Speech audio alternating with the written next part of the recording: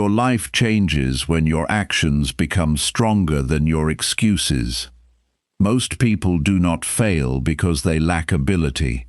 They struggle because their actions depend too much on how they feel. One day, they wake up focused, work hard, exercise, study, and keep their promises. The next day, their energy drops, their phone becomes more interesting, and important plans are pushed aside. That pattern can continue for years. Train your mind to stay disciplined every day is about breaking that pattern through practical daily training. What happens when you stop waiting for motivation and start building reliable habits?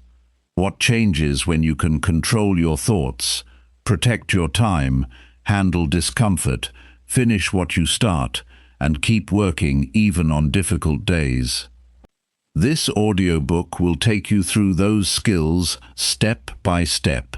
You will learn how to strengthen your daily habits, remove distractions, manage your attention, measure your progress, and correct your actions without giving up. You do not need to become perfect. You need to become more consistent.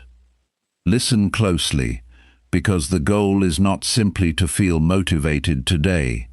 The goal is to train your mind so discipline becomes part of how you live every day. Chapter 1. Build a mind that chooses discipline daily. Discipline is not something you are born with. It is a way of training your mind to make useful choices even when easier choices are available. Every day gives you small moments where your behavior decides the direction of your life. The decision to get out of bed on time matters. The decision to finish an important task matters. The decision to keep your word to yourself matters.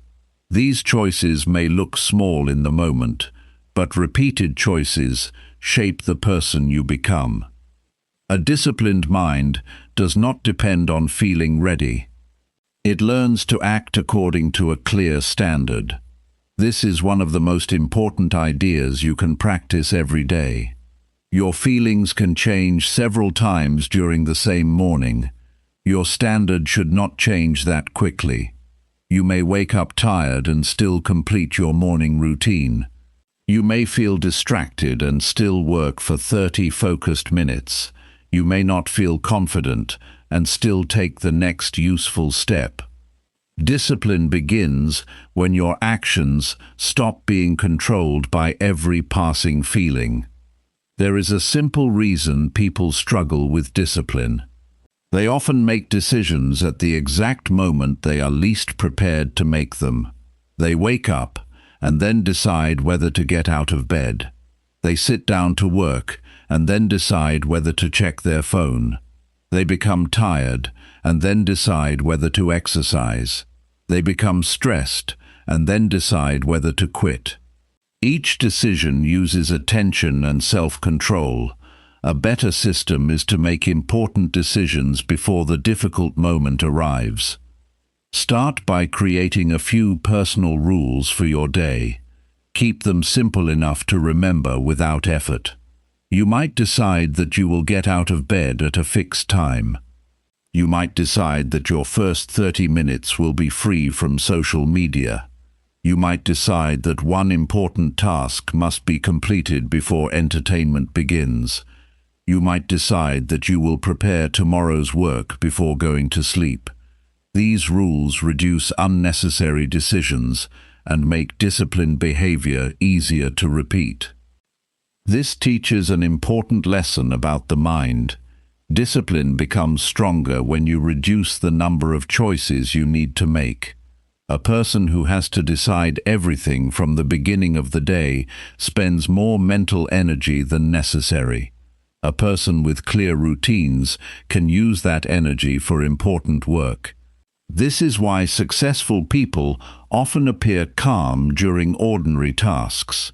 They are not constantly debating with themselves. They have already decided what matters. Take a few minutes today and write down 3 actions that are important for your personal growth. Do not write 10. 3 are enough. Choose actions that can be measured. Instead of saying that you will become more focused, decide that you will work without checking your phone for 40 minutes. Instead of saying that you will become healthier, decide that you will walk for 20 minutes. Instead of saying that you will read more, decide that you will read 10 pages before sleeping. Clear actions give your mind something specific to complete. The next lesson is even more important.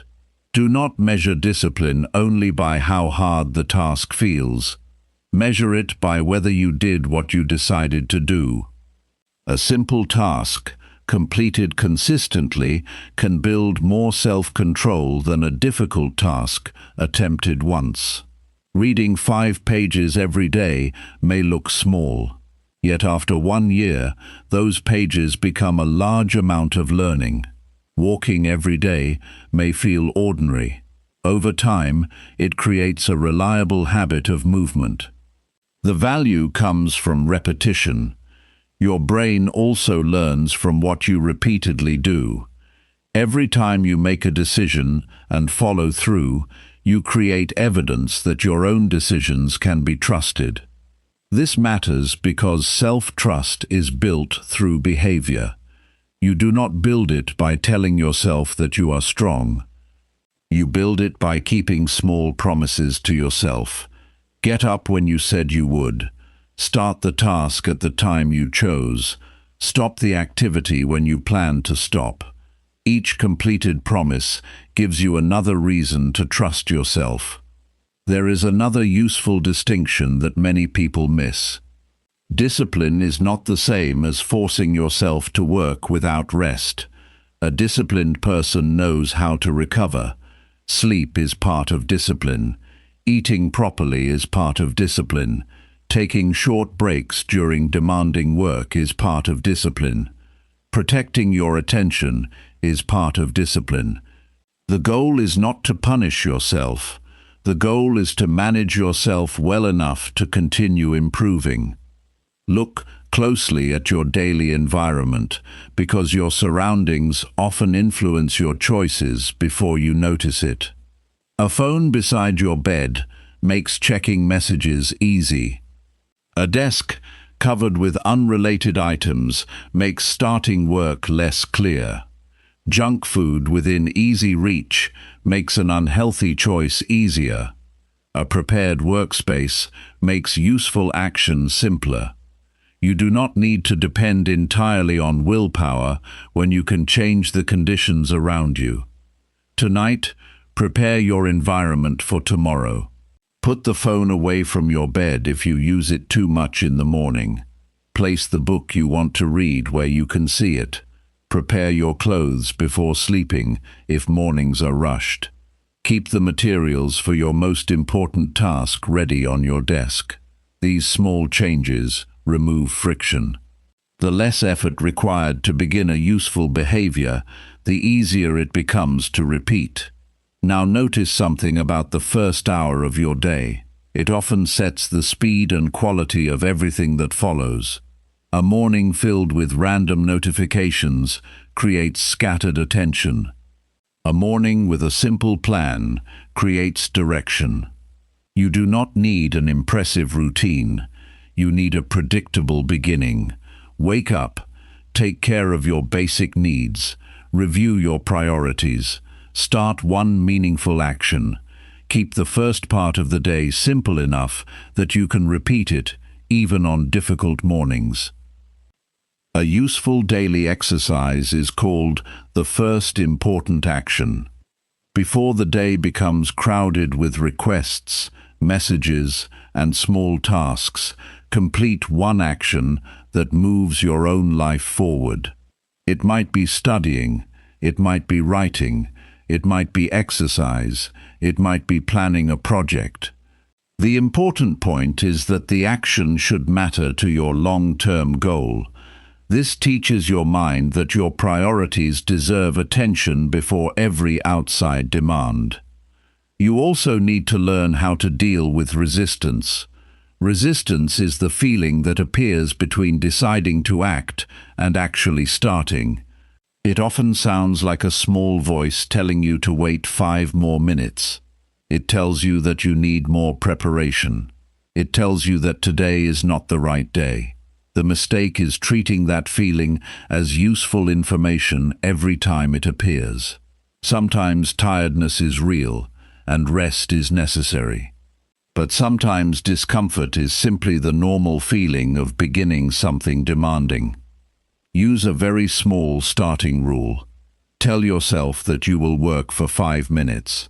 Do not promise yourself an entire afternoon. Do not demand perfect concentration. Sit down and begin. Open the document. Read the first page. Put on your shoes. Wash the dishes. Complete the first exercise. Starting reduces uncertainty because the mind now has direct experience with the task instead of only thinking about it. This method works because the hardest part of many tasks is not the work itself. It is the transition from inactivity to action. Once you begin, the task becomes more concrete. You can see what needs to be done. You can measure progress. You can solve problems one at a time. This is why a disciplined person learns to respect beginnings. A small beginning can change the entire quality of a day. There is also a powerful way to train discipline through ordinary tasks. Choose one simple activity that you normally delay and complete it immediately. Wash the cup after using it. Put your clothes away instead of leaving them on the chair. Answer an important message at the right time. Clean your workspace before starting work. These actions may seem unrelated to major success, but they train the same skill. You are teaching yourself to respond to responsibility without unnecessary delay. Your mind pays attention to patterns. Every time you delay a small responsibility, you practice delay. Every time you complete a small responsibility, you practice completion. This does not mean every small action determines your future. It means repeated behavior becomes easier to repeat. Your daily life is full of training opportunities. You do not need a special situation to develop discipline. You can train it while doing ordinary things. Another important principle is to stop making your mood the manager of your schedule. Your mood deserves attention, but it should not automatically control your behavior. You can acknowledge that you are tired without abandoning every responsibility. You can accept that you are nervous without refusing to act. You can recognize that you are frustrated without speaking carelessly. Emotional awareness gives you information. Discipline helps you decide what to do with that information. Try using a simple pause before important decisions. Stop for a few seconds. Take one slow breath. Identify what you are feeling. Then identify what action serves your larger goal. This small pause creates space between emotion and behavior. That space is valuable. It gives you a chance to choose rather than react. With practice, this becomes one of the most useful forms of mental discipline. Your language also affects your behavior. Pay attention to the words you use with yourself. Saying, "I cannot do this," closes the discussion. Saying, "I have not learned this yet," leaves room for action. Saying, "I always fail," turns one event into an identity.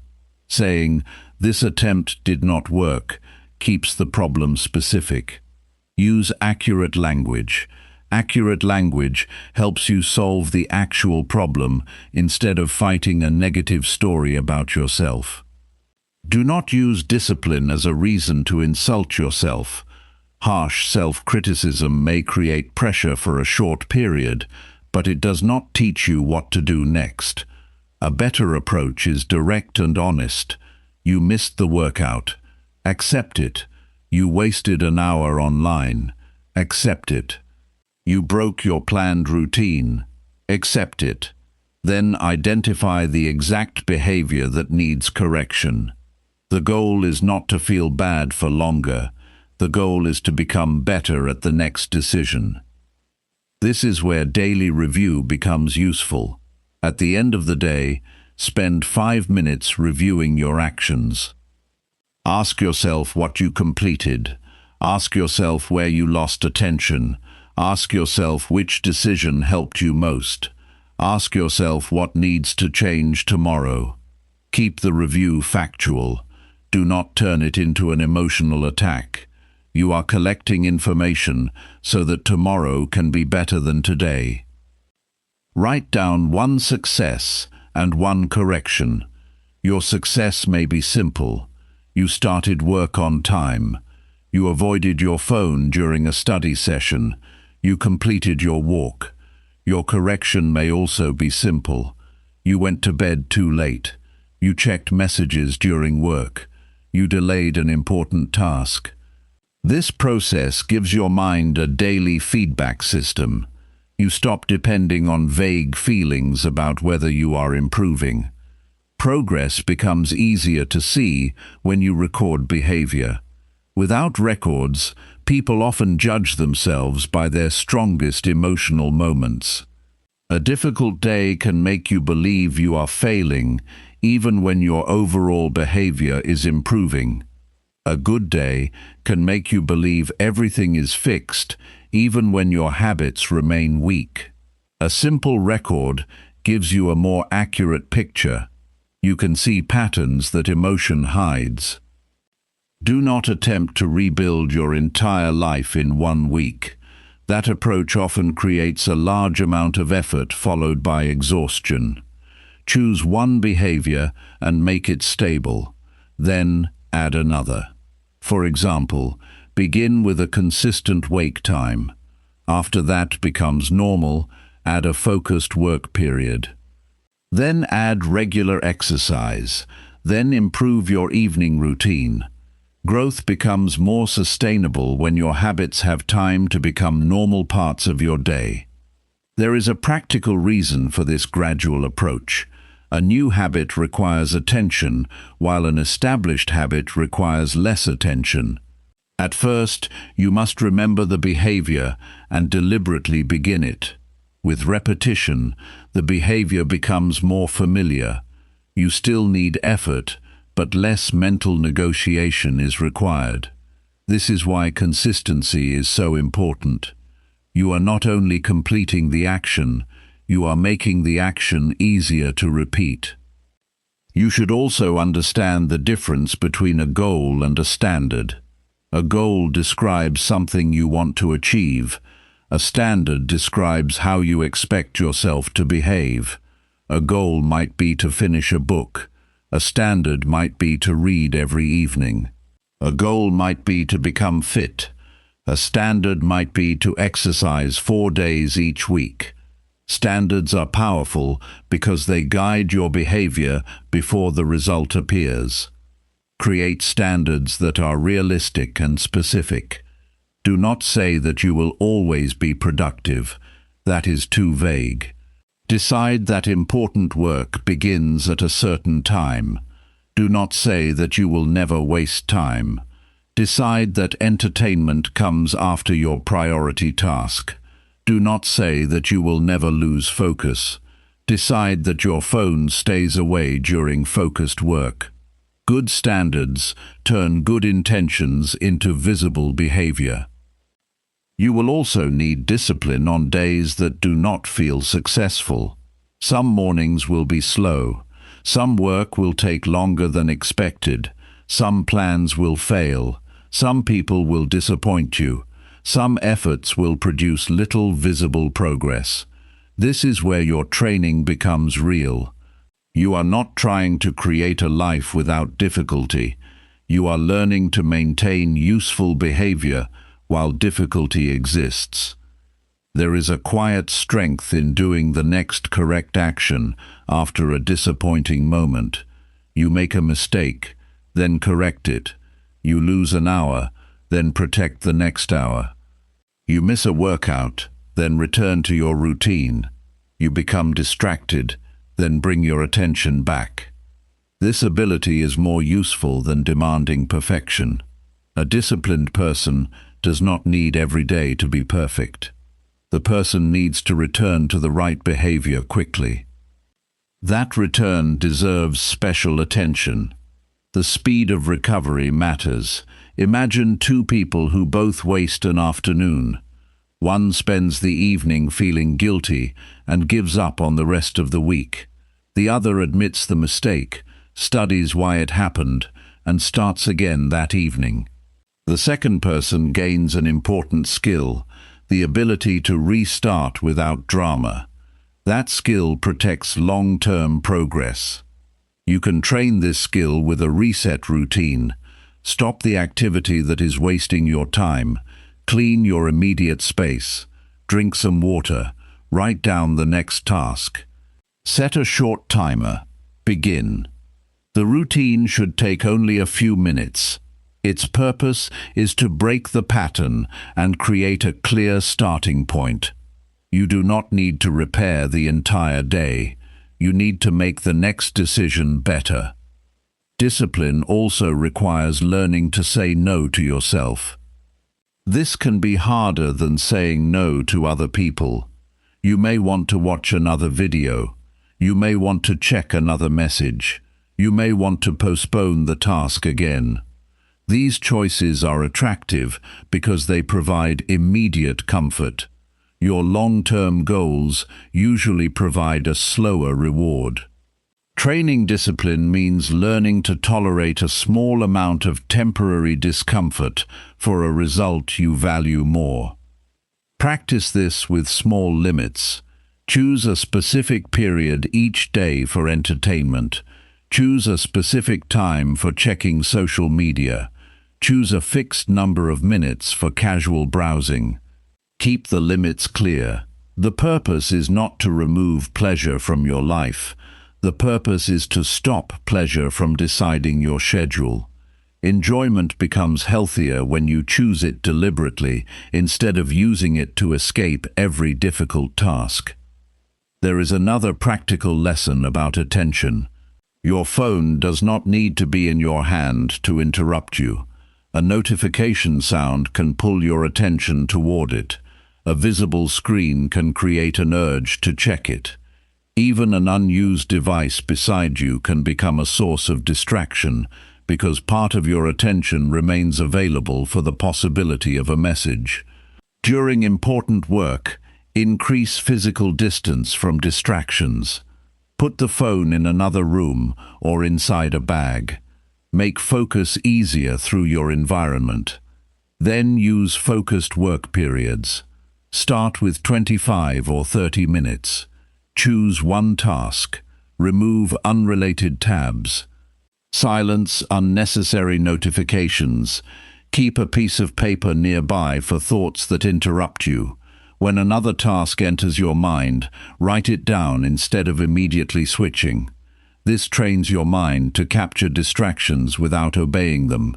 After the work period, take a short break and decide what comes next. That simple paper technique teaches an important skill. Not every thought deserves immediate action. Your mind may remind you about an email while you are studying. It may remind you about shopping while you are writing.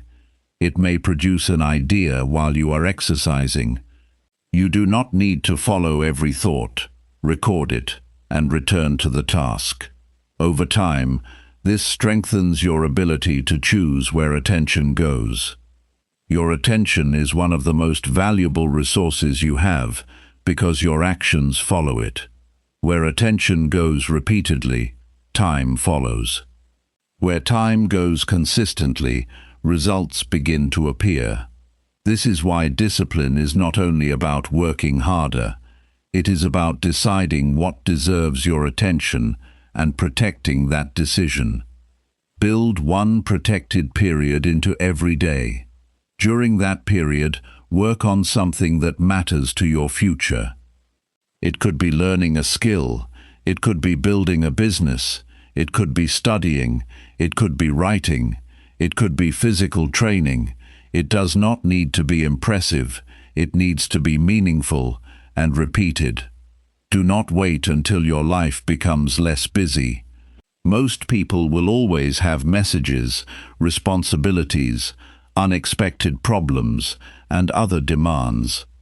Discipline means creating a place for important work inside real life. Start with 30 minutes. Protect those 30 minutes. Increase them only after you can maintain them.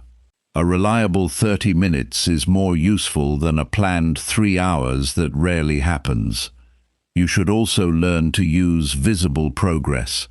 Keep a simple calendar and mark each day you complete your chosen behavior. The purpose is not to become obsessed with a perfect streak. The purpose is to make consistency visible. When you see several completed days, you gain evidence of progress. When you miss a day, you can see the break clearly and return without pretending it did not happen. Do not allow a missed day to become a missed week. This is a practical rule worth remembering. A mistake is an event. Repeating the mistake without correction turns it into a pattern. You cannot control every mistake, but you can control how quickly you respond to it. The sooner you return, the less damage the interruption creates. Now bring this lesson into tomorrow morning. Before sleeping tonight, choose your wake time. Choose your first important action. Prepare the materials you need. Decide where your phone will stay. Write down the 3 actions that matter most. Then go to sleep, knowing that the first decisions of tomorrow have already been made. This reduces morning negotiation and gives your mind a clear starting point. Tomorrow, do not judge the quality of your day by how excited you feel. Judge it by the quality of your actions. Get up when you decided. Complete your first important action. Protect your attention. Eat and rest in a way that supports your energy. Complete your necessary responsibilities. Review your day before sleeping, then repeat the process. Over time, something important changes. You stop needing a strong emotional push to begin ordinary responsibilities. Starting becomes normal. Completing becomes normal. Returning after mistakes becomes normal. Keeping promises to yourself becomes normal. This is what it means to build a mind that chooses discipline daily. You are not trying to become a person who never struggles. You are becoming a person who knows what to do when struggle appears. The strongest evidence of discipline will not be a dramatic moment. It will be an ordinary morning when you do what you promised yourself you would do. It will be the quiet room where you keep working while your phone remains untouched. It will be the evening when you prepare tomorrow instead of wasting another hour. It will be the moment you notice that you want to quit and still complete the next small action. Build your day around decisions you respect. Keep those decisions simple. Repeat them long enough to become part of your normal behavior. Correct yourself without destroying your confidence. Protect your attention from unnecessary demands. Keep your promises in small ways. Each day gives you another opportunity to train your mind through action. Discipline grows through these ordinary choices. You do not need to wait for a new month or a perfect morning. The training starts with the next decision you make. Make it clear, make it useful, follow through, then make the next one. Over enough days, your choices become your habits shape your behavior, and your behavior begins to show the person you have trained yourself to become. Chapter 2. Control your thoughts before they control you. Your thoughts influence your actions long before anyone sees the result. A disciplined life requires more than controlling your schedule, because your behavior often begins with an internal sentence that you barely notice. A thought appears, you believe it, an emotion follows, and then you act according to that emotion. Learning to control this process gives you more freedom over your daily behavior. You cannot prevent every thought from entering your mind, but you can learn which thoughts deserve your attention and which ones should be questioned. Your mind produces thoughts constantly. Some are useful, some are memories, some are fears, some are assumptions based on incomplete information. Some are simple reactions to what happened a few seconds ago. The important lesson is that having a thought does not make the thought true. A thought is an event in your mind. It needs to be examined before it becomes a decision. Consider what happens after a small mistake. You send an email with an error. The first thought might be, "I always make mistakes." That thought sounds personal and serious, but it is not an accurate description of the event. A more useful statement is, "There is an error in this message, and I need to correct it." The first sentence attacks your identity. The second identifies a problem that can be solved. This difference can completely change your next action. Start paying attention to the exact words inside your mind. Do not simply say that you feel negative. Identify the sentence creating the feeling.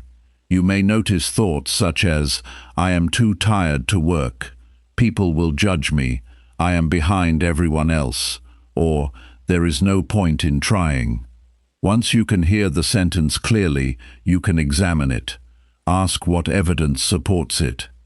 Ask what evidence does not support it. Ask whether there is another explanation. This is practical mental training. You are not trying to force yourself to think positively all day. Positive thinking can become another form of avoidance when it ignores facts. The goal is accurate thinking. A difficult task can be difficult without being impossible. A disappointing result can hurt without meaning your future is ruined. Someone's criticism can be useful without becoming a definition of your worth. Accuracy gives you a better basis for action. One of the most useful habits is separating facts from interpretations. Suppose your manager does not respond to your message for several hours. The fact is simple: there has been no response.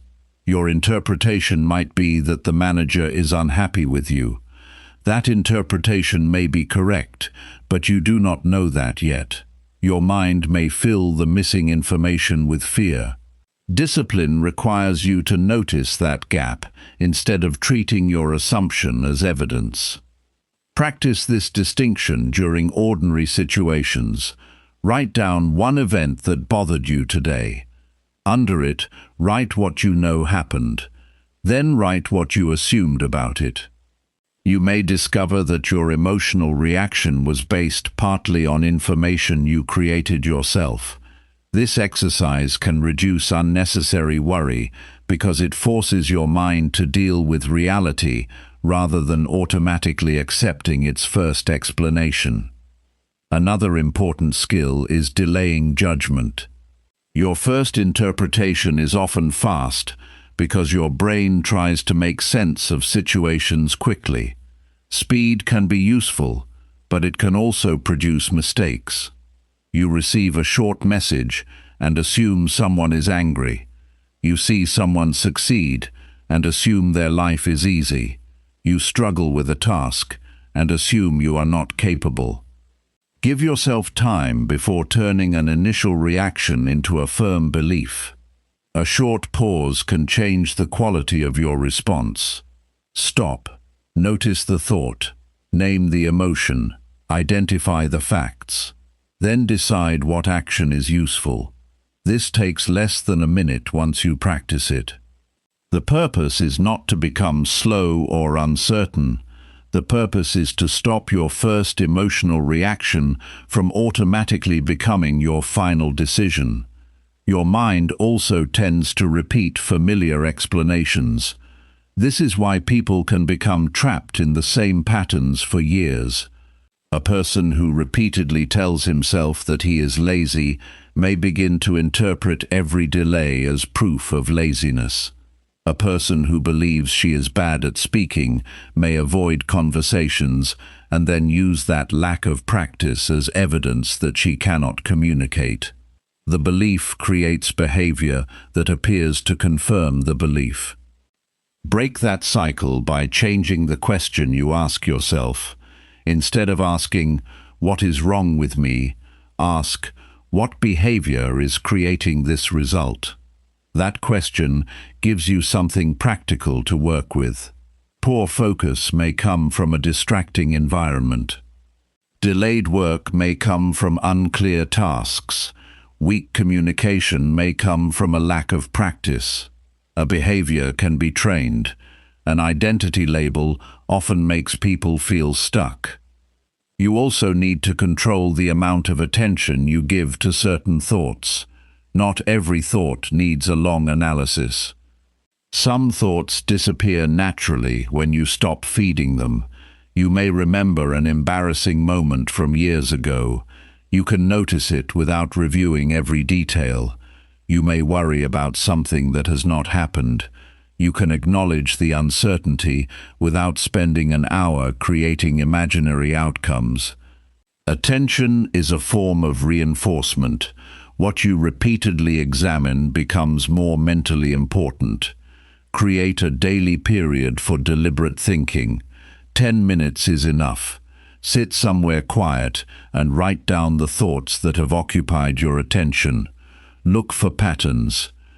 Are you repeatedly worrying about other people's opinions? Are you replaying old mistakes? Are you predicting failure without evidence? Are you spending more time thinking about problems than identifying actions?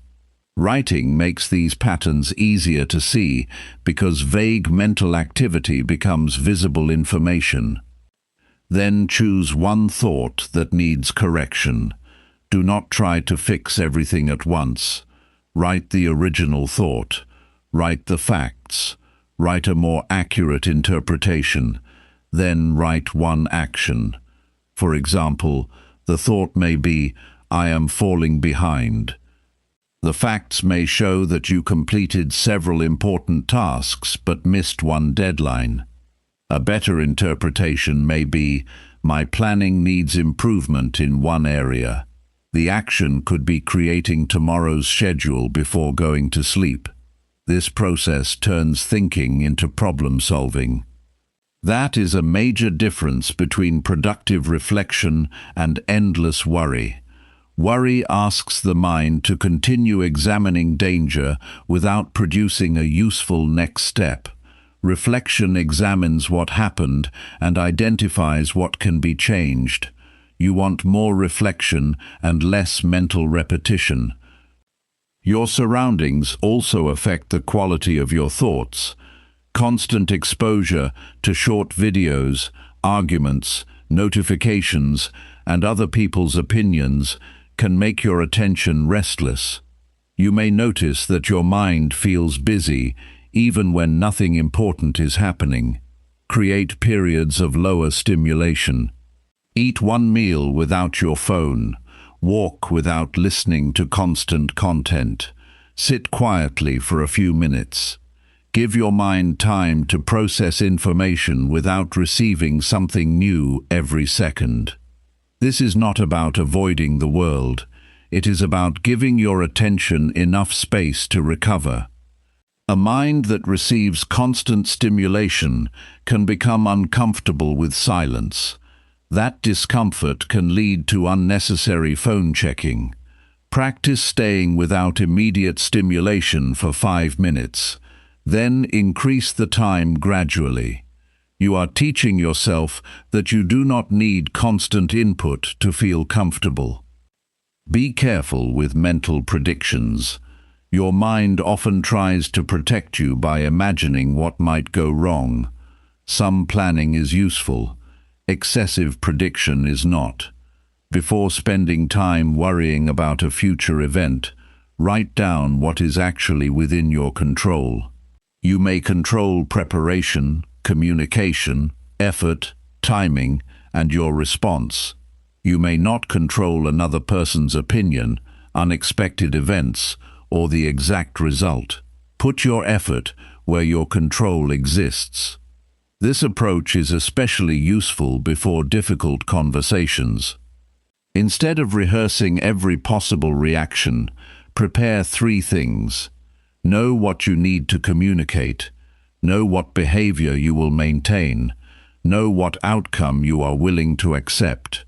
Then enter the conversation without demanding that everything happen according to your plan. This protects your mind from endless preparation that creates anxiety instead of readiness. Another powerful form of mental discipline is learning to change your attention deliberately. You may have a thought that you cannot solve immediately. Write it down. Give it a scheduled time later, then return to the task in front of you. This teaches your mind that an unresolved issue does not have to occupy every minute. You can care about something and still continue with today's responsibility. At night, use your mind differently. Do not use the last hour before sleep to replay every problem from the day. Write down unfinished tasks and the next action for each one. Once the action is written, you no longer need to keep holding the task in your memory. This can make the evening calmer because your brain has a clear record of what needs attention tomorrow. Your thoughts become easier to manage when your life has clear structure. Unclear responsibilities create mental noise. A task such as work on my project can remain in your head because it does not tell you what to do. Change it to write the first 2 pages or organize the research notes for 30 minutes. Specific actions reduce mental confusion. Clear work produces clearer thinking. Do not aim for a completely silent mind. That is not the goal. A healthy mind will notice problems, remember experiences, make plans, and respond to emotions. Mental discipline means you can observe those activities without becoming controlled by every one of them. You learn to choose which thought receives attention, which thought gets questioned, and which thought gets released. The real test comes during an emotional moment. Someone criticizes you, a plan fails, you receive bad news. Your first reaction may be strong. That is normal. Your training begins after the reaction. Do not send the message immediately. Do not make the decision immediately. Give yourself enough space to identify what happened and what response serves you. A few minutes of restraint can prevent hours of regret. Your mind deserves the same kind of training that you give your body. You strengthen it through repeated practice. Notice your thoughts. Separate facts from assumptions. Question extreme conclusions. Write down problems. Choose specific actions. Protect your attention. Create quiet periods. Review your thinking at the end of the day. These are simple practices, but their value comes from repetition. A disciplined mind does not believe every thought that appears. It listens carefully and decides deliberately. That decision gives you control over the next action. Your circumstances may not change immediately, but your response can become more precise. Your emotions may still appear, but they no longer need to control your behavior. Your thoughts may still become difficult, but you can learn to examine them before allowing them to direct your day. Start with one thought today. Catch it before it becomes an action. Look at the facts, question the assumption, choose the useful response, then continue with your day. Each time you practice this process, you strengthen the ability to direct your attention instead of surrendering it. Over time, that ability becomes part of your daily discipline, and your mind becomes a place where decisions are made with greater clarity and control. Chapter 3. Strengthen your habits through consistent daily action. Your habits quietly determine how much of your day is controlled by intention and how much is controlled by automatic behavior. A strong habit does not appear because you wanted it badly for one afternoon. It develops through repeated action in similar conditions over enough time. This gives you a practical advantage. You do not need to depend on constant effort forever. You can build routines that make useful behavior easier to begin and easier to continue. Most people focus too much on the result they want and too little on the behavior that produces it. They want better health, but do not decide exactly when they will exercise. They want stronger finances, but do not create a regular time to review spending. They want better knowledge, but do not establish a daily reading period. A goal tells you where you want to go. A habit determines what you actually do on an ordinary Tuesday. Start by choosing one behavior that has a clear connection to the life you want. Make it small enough that you can perform it on a difficult day. This is important because a habit becomes reliable when it survives ordinary problems. Reading 10 pages is easier to maintain than promising yourself that you will read for 3 hours every evening. A 20-minute walk may be more useful than planning a difficult workout that you complete twice and abandon. Your first job is not to make the habit impressive. Your first job is to make the behavior repeatable. Repetition gives your brain more opportunities to become familiar with the action. Familiarity reduces the amount of thought needed to begin. That is why a simple routine can eventually feel normal. The behavior stops requiring a long internal debate. Choose a fixed time or a clear event that will remind you to act. You can read after breakfast. You can exercise after work. You can review your finances every Sunday evening. You can study immediately after dinner. Linking an action to something that already happens gives the new behavior a reliable starting point. You are no longer asking yourself throughout the day whether you should do it. There is a useful difference between motivation and a trigger. Motivation changes with sleep, stress, mood, and circumstances. A trigger is more stable. A specific time, location, or previous action can remind you what comes next. This is why disciplined routines often begin with simple sequences. You finish breakfast and prepare for work. You return home and change into exercise clothes. You finish dinner and read for 20 minutes. The previous action becomes a signal for the next one. Make the beginning of your habit extremely clear. Do not write, "Study more." Write, "Open the textbook at 7:30 and complete 5 pages." Do not write, "Exercise regularly." Write, "Walk for 20 minutes after dinner." Precision removes confusion. Confusion creates delay because your mind must decide what the task means before starting it. Then reduce the number of steps between you and the behavior. If you want to exercise in the morning, prepare your clothes the night before. If you want to read more, keep the book beside the place where you usually sit. If you want to practice a skill, keep the necessary tools ready.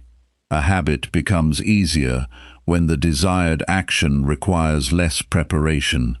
At the same time, increase the effort required for behaviors you want to reduce.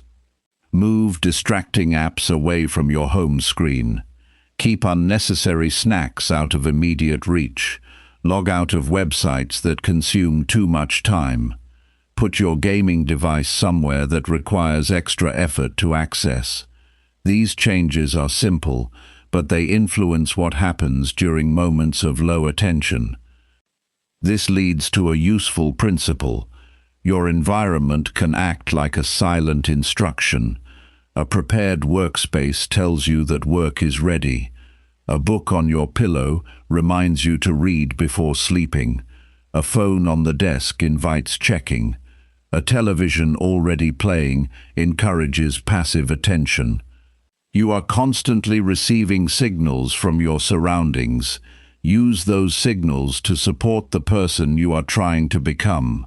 Now consider what happens after you complete the behavior. Your brain notices outcomes. A useful action can become easier to repeat when it is followed by something satisfying. This does not require a reward every time. You can simply record the completion, mark a calendar, or acknowledge the fact that you kept your commitment. The important part is creating visible evidence that the behavior happened. Keep a simple habit record. Use a notebook or calendar. Write the date and mark the behavior as complete. Do not record vague feelings. Record the action. You either walked for 20 minutes or you did not. You either studied for 30 minutes or you did not. You either prepared tomorrow's priorities or you did not. This creates honest feedback.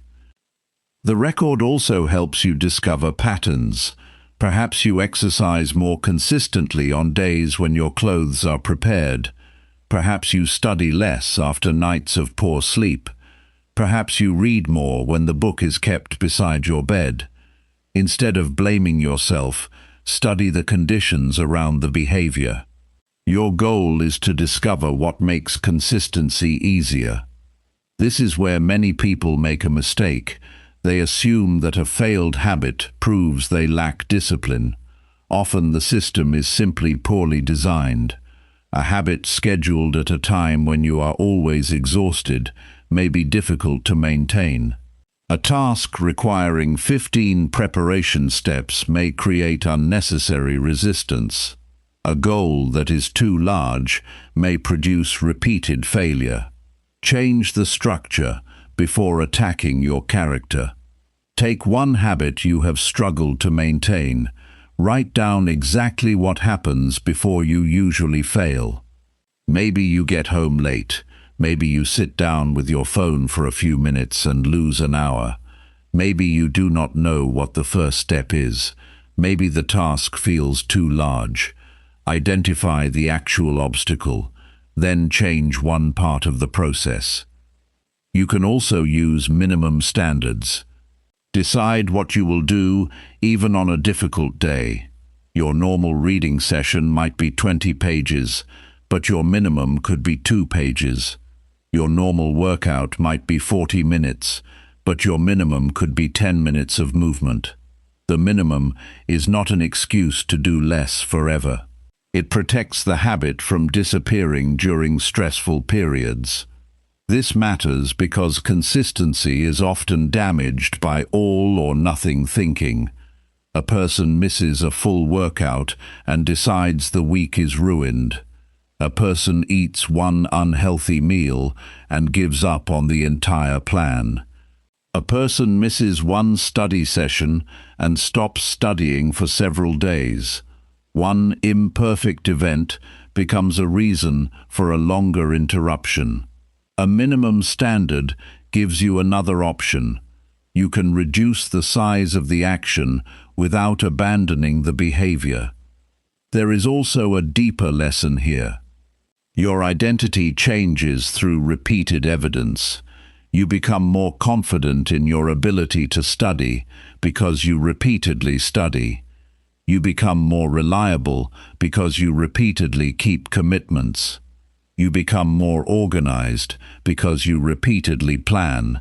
The feeling comes after the evidence.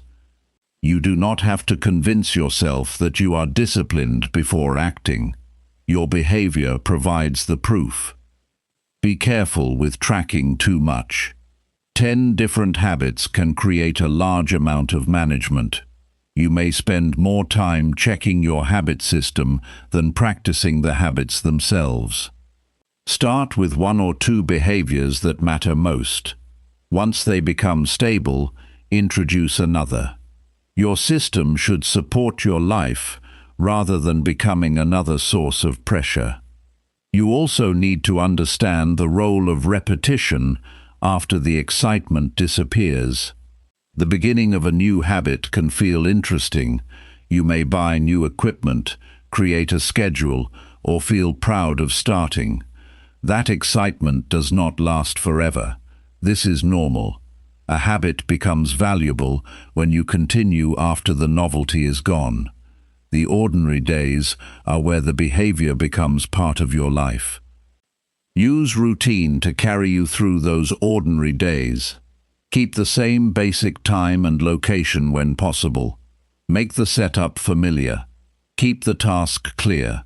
Remove unnecessary choices. Then begin, without waiting for a special feeling. You are not trying to make every repetition exciting. You are training reliability. There will also be interruptions. Travel can change your schedule. Work can become demanding. Family responsibilities can appear. Illness can affect your energy. Do not design habits that only work under perfect conditions. Create backup versions. If you cannot complete your normal workout, walk for 10 minutes. If you cannot study for an hour, review one important concept. If you cannot follow your full evening routine, prepare one thing for tomorrow.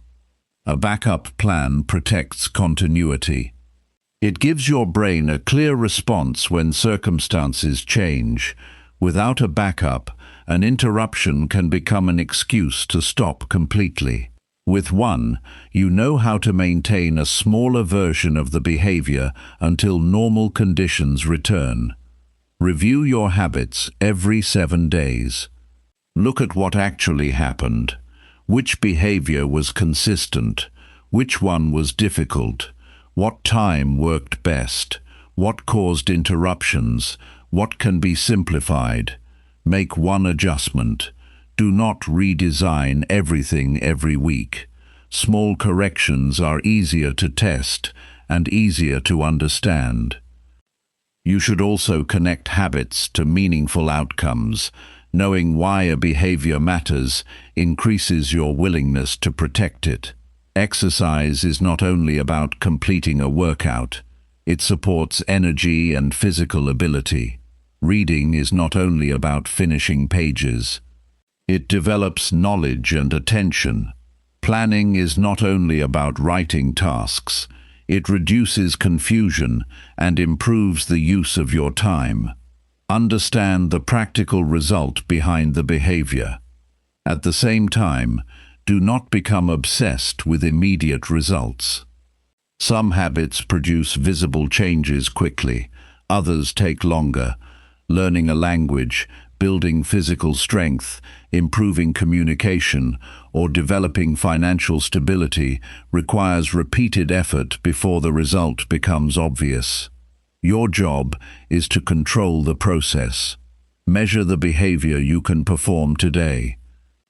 There is something powerful about completing an ordinary task without needing anyone to notice. You study when nobody is watching. You exercise when there is no audience. You save money without receiving praise. You prepare your work before others arrive. These actions build a form of reliability that does not depend on recognition. Your life improves because you are doing what needs to be done. Make consistency easier by protecting your energy. A habit that requires strong concentration should not always be placed at the end of an exhausting day. Use your higher energy periods for important work when possible. Put simpler routines into lower energy periods. This is not about avoiding hard work. It is about matching difficult tasks with the conditions that make success more likely. Your daily schedule should reflect your priorities. Look at where your time actually goes. Do not rely on what you believe your schedule looks like. Track it for 2 or 3 days. Write down how much time goes to work, study, entertainment, social media, commuting, exercise, and unplanned activity. You may discover that your habits are being shaped by time you thought was insignificant. Once you see the pattern, make one change. Reduce one unnecessary activity and use that time for the behavior that matters. A 20-minute reduction in casual browsing can create a daily reading period. A shorter evening entertainment session can create time for planning. Small amounts of reclaimed time become useful when they are protected consistently. Habits become stronger when they are connected to a clear daily rhythm. Wake, prepare, work, rest, exercise, learn, review, sleep. Your exact schedule will differ from another person's, but the principle remains useful. Your day should contain repeated points where important behaviors have a natural place. Do not underestimate the value of returning to the habit after a break. A missed period does not erase everything you learned. You already know the steps. Restart with the smallest useful version. Do not wait for Monday. Do not wait for the first day of a new month. The sooner you return, the sooner the pattern becomes active again. Your goal is not to create a perfect routine that never changes. Your goal is to create behavior that remains useful through normal changes in life. Strong habits can adapt. Their exact form may change while their purpose remains. You may exercise indoors during bad weather. You may study at a different time during a busy week. You may read fewer pages during travel. The action changes, but the commitment to learning, health, or responsibility remains. Build your habits through action rather than promises. Choose one behavior. Give it a clear time or trigger. Make the first step easy. Prepare the environment. Track the action. Create a minimum version. Review the results. Correct the system. Then repeat the process until the behavior becomes part of your normal day. Consistency is not created by one powerful decision. It is built through hundreds of ordinary actions that seem small while you are doing them. Each repetition teaches you something about your ability to follow through.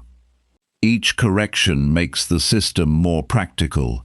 Each completed action adds another piece of evidence that you can rely on yourself. The person you want to become is developed through what you repeatedly practice. Make those practices clear. Make them realistic. Make them visible. Then give them enough time to become normal. Your habits do not need to impress anyone. They need to work in your real life, on ordinary days, through changing circumstances, until disciplined action becomes something you naturally return to. Chapter 4.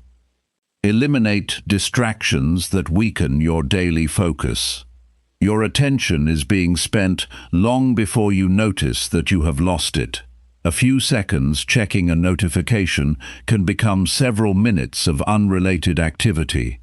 A quick visit to social media can leave your mind comparing, reacting, and searching for another piece of information. A conversation that could wait can interrupt important work at the exact moment your concentration becomes useful. Focus becomes stronger when you stop treating every interruption as harmless. The first step is to understand that distraction is not only a loud interruption. Sometimes, distraction is quiet. You begin working on an important task, then remember another task, open a different tab, check a message, and return to your work. Nothing dramatic happened, yet your attention was divided several times. The result is often slower work and more mental tiredness. Your mind has to keep changing what it is processing. For one day, observe every time you leave an important task before it is finished. Do not judge yourself. Record the reason. Write down whether you checked your phone, opened another website, responded to someone, searched for unrelated information, or simply followed another thought. At the end of the day, look at the list. You may discover that your biggest distraction is not one large problem. It may be a collection of small interruptions repeated throughout the day. This observation gives you something useful. You cannot solve a distraction you have not identified. Many people say they have poor focus without knowing what actually breaks their attention. They blame themselves instead of studying their environment. A better approach is to investigate your own behavior. Find the repeated trigger, then change the condition that makes the distraction easy. Start with notifications because they create external interruptions that are often unnecessary. A sound, vibration, or visual alert tells your brain that something new deserves attention. Not every message is urgent. Not every update requires an immediate response. Turn off notifications that do not support an important responsibility. Keep only the alerts that genuinely need immediate attention. This creates a clear boundary between available and unavailable attention. You can still check messages at planned times. You can still respond to people. You are simply choosing the time instead of allowing every alert to choose it for you. This small change can make focused work much easier. Your phone deserves special attention because it can provide almost unlimited stimulation in a very small device. There is always another message, another video, another post, another piece of news, and another recommendation. The problem is not that every item is harmful. The problem is that there is no natural stopping point. You can continue long after the original reason for checking the device has disappeared. Create specific phone periods. Check messages at set times. Use social media during a planned window. Keep the phone away during important work. If you need it for work, remove unnecessary apps from the first screen and silence unrelated alerts. Make the useful function easy to access and the distracting functions less convenient. You should also examine your computer because digital distraction can hide inside productive work. You may open a browser to research one fact and suddenly find yourself reading unrelated articles. You may keep several tabs open because each one feels important. Soon your screen contains many unfinished tasks. This creates a visual reminder of everything competing for attention. Use one working window for the task that matters most. Keep unrelated tabs closed or saved for later. If another task comes to mind, write it down. Do not open it immediately. This practice is simple but powerful because it separates remembering from acting. You can remember something without changing tasks. There is another source of distraction that deserves more attention. It is unfinished business. A task you have delayed can remain in your mind while you are trying to do something else. You may be reading a book while thinking about an unpaid bill. You may be working while worrying about an unanswered email. You may be exercising while remembering an assignment you have not started. Create an external list for unfinished responsibilities. Write down the task and the next action required. For example, instead of writing taxes, write collect the required documents. Instead of writing project, write review the first 5 pages. Specific next actions reduce mental uncertainty because your brain knows that the responsibility has been captured and can be handled at a defined time. Your workspace can also influence focus. A cluttered desk is not automatically a disaster, but unnecessary objects can create extra visual information. During demanding work, keep only what you need nearby. Put unrelated materials away. Close unnecessary applications. Keep water available. Keep your chair and lighting comfortable. The purpose is to reduce small decisions that have nothing to do with the task. Sound matters as well. Some people work better in silence. Others need steady background sound. The key is to understand what helps you, rather than copying someone else's routine. Test different conditions for a few days. Compare your ability to remain with one task. Focus is not a personality trait that you either have or lack. Your environment can make concentration easier or harder. People can also become distractions, even without bad intentions. Constant conversation can break a deep work period. Frequent requests can prevent you from completing important tasks. You do not need to become rude or unavailable. You need clear communication. Tell people when you are working and when you will be available. A simple boundary can prevent many unnecessary interruptions. You can also group small communication tasks together. Instead of checking email every few minutes, review it during 2 or 3 planned periods. Instead of responding to every message immediately, handle messages in batches when possible. This protects your attention from being divided across the entire day. There is a practical difference between being responsive and being constantly available. Responsiveness means you handle important communication appropriately. Constant availability means every new request can interrupt your current priority. A disciplined person learns that these are not the same thing. Entertainment requires similar boundaries. Rest is necessary, but uncontrolled entertainment can consume the time intended for recovery or important work. Set a clear stopping point before you begin. Decide how many episodes you will watch or how long you will play. Use an alarm when necessary. The important part is deciding before you become absorbed. This may feel uncomfortable at first. Your mind has learned to follow easy stimulation whenever there is a quiet moment. You may reach for your phone while waiting for water to boil. You may check messages while standing in line. You may open a video whenever a task becomes slightly boring. Start noticing these automatic movements. Practice sitting through small moments of boredom. Stand in line without checking your phone.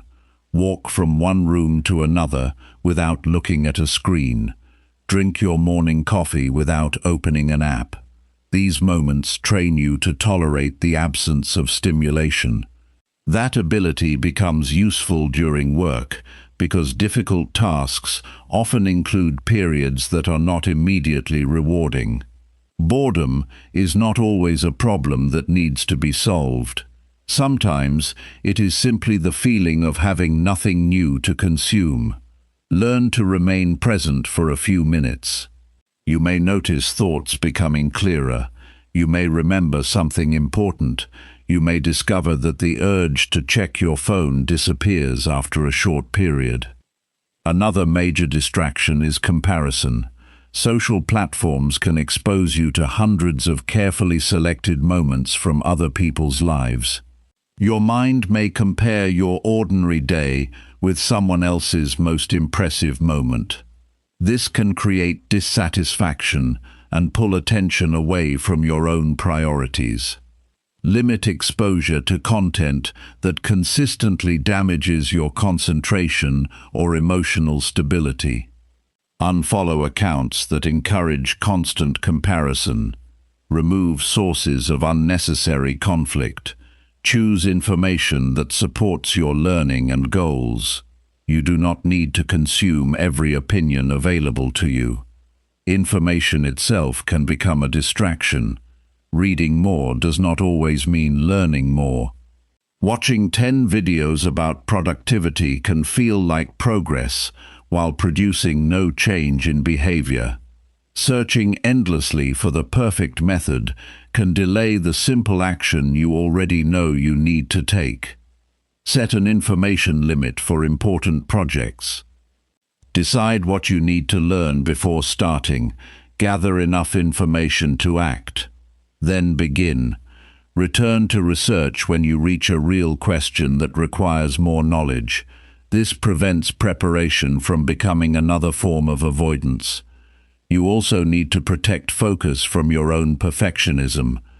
A person may repeatedly change the first sentence because it is not perfect. Another may reorganize a plan for hours instead of starting the work. Another may keep researching because they fear making the wrong decision. Perfectionism can look like careful work while secretly delaying completion. Give yourself a clear definition of finished. A first draft can be finished even when it needs editing. A workout can be finished when the planned exercises are complete. A study session can be finished when the selected material has been reviewed. Clear completion standards reduce endless adjustment. Use time limits for tasks that tend to expand. Give yourself 40 minutes to draft. Give yourself 20 minutes to organize. Give yourself 30 minutes to review. The limit creates a reason to stay with the task rather than continuously improving small details. One of the best ways to strengthen focus is to choose one priority before the day becomes busy. Do not create a list of 20 urgent items and expect your attention to handle them equally. Identify the task that would make the day meaningfully better if completed. Protect time for it before lower-value activities fill the schedule. Then separate important work from maintenance work. Checking email, organizing files, answering routine messages, and handling small administrative tasks can make you feel productive because they create visible activity. Important work may feel slower because it requires deeper concentration. Know the difference. A busy day is not automatically a useful day. Create a daily focus period that is protected from unnecessary interruption. Start with 30 minutes. Choose one task. Remove your phone. Close unrelated tabs. Tell people you are unavailable if necessary. Work until the period ends. Then take a short break. As this becomes easier, increase the duration. During the focus period, distractions will still appear inside your mind. You may suddenly remember something you need to buy. You may think about a message. You may want to search for something unrelated. Keep a small note beside you. Write the thought down and continue. This teaches your mind that remembering something does not require immediate action. At the end of your work period, review the distraction list. Some items will still matter. Others will look unnecessary. This is useful information. You begin learning which thoughts deserve action and which ones only wanted attention for a moment. Your goal is not to remove every possible distraction from life. That would be unrealistic. Unexpected events will happen. People will need you. Problems will appear. Your job is to reduce avoidable distractions and become better at returning to your task after unavoidable interruptions. Protect your attention during the hours that matter most.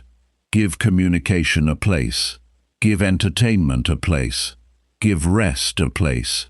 Give learning a place. When everything is allowed to happen at every moment, your attention becomes scattered. Clear boundaries give each activity its proper time. Before sleeping tonight, look at tomorrow and identify your most important focus period. Decide the task. Decide the start time. Decide where the phone will be. Decide which notifications will remain off.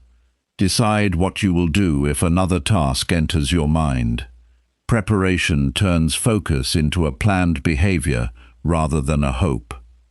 Tomorrow, notice the first distraction and study it. Do not become frustrated. Ask what triggered it. Was the phone visible? Was the task unclear? Were you tired? Was someone interrupting you? Did you feel bored? Did you want to avoid a difficult part of the work? Every distraction contains information about your habits. Use that information to improve your environment. Move the phone. Clarify the task. Change the schedule.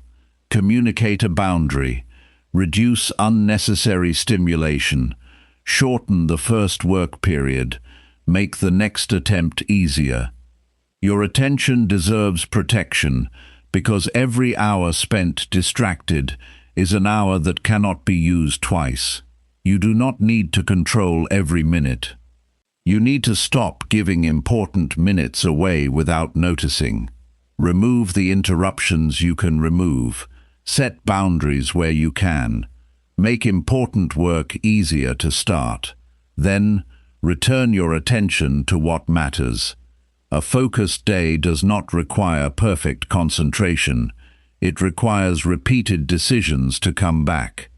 The screen can wait. The notification can wait. The unrelated thought can wait. The unnecessary search can wait. Your important task deserves a period where you are fully present with it. That is how daily focus becomes stronger. You remove what repeatedly pulls you away. You create conditions that support concentration. You practice staying with one task even when it becomes boring. You learn to protect your attention without isolating yourself from life. Then your time begins to reflect your priorities instead of reflecting whatever happens to demand your attention first. Chapter 5. Accept discomfort and keep moving forward daily. Discomfort is a normal part of meaningful growth, and learning to handle it changes the way you approach difficult days. A demanding task can make your body feel tired and your mind restless. A difficult conversation can make your stomach feel tight. Learning something unfamiliar can make you feel slow and uncertain. These reactions do not automatically mean that you are doing something wrong. Often they mean that you are dealing with something that requires effort. Many people make an avoidable mistake by treating discomfort as a signal to stop. They feel resistance and immediately search for something easier. They become bored and reach for entertainment. They become nervous and avoid the conversation. They struggle with a skill and decide they are not capable. The problem is not the feeling itself. The problem is allowing the feeling to make every decision. You need to learn the difference between harmful discomfort and useful discomfort. Physical pain, serious illness, injury, or extreme exhaustion can require stopping and getting proper help.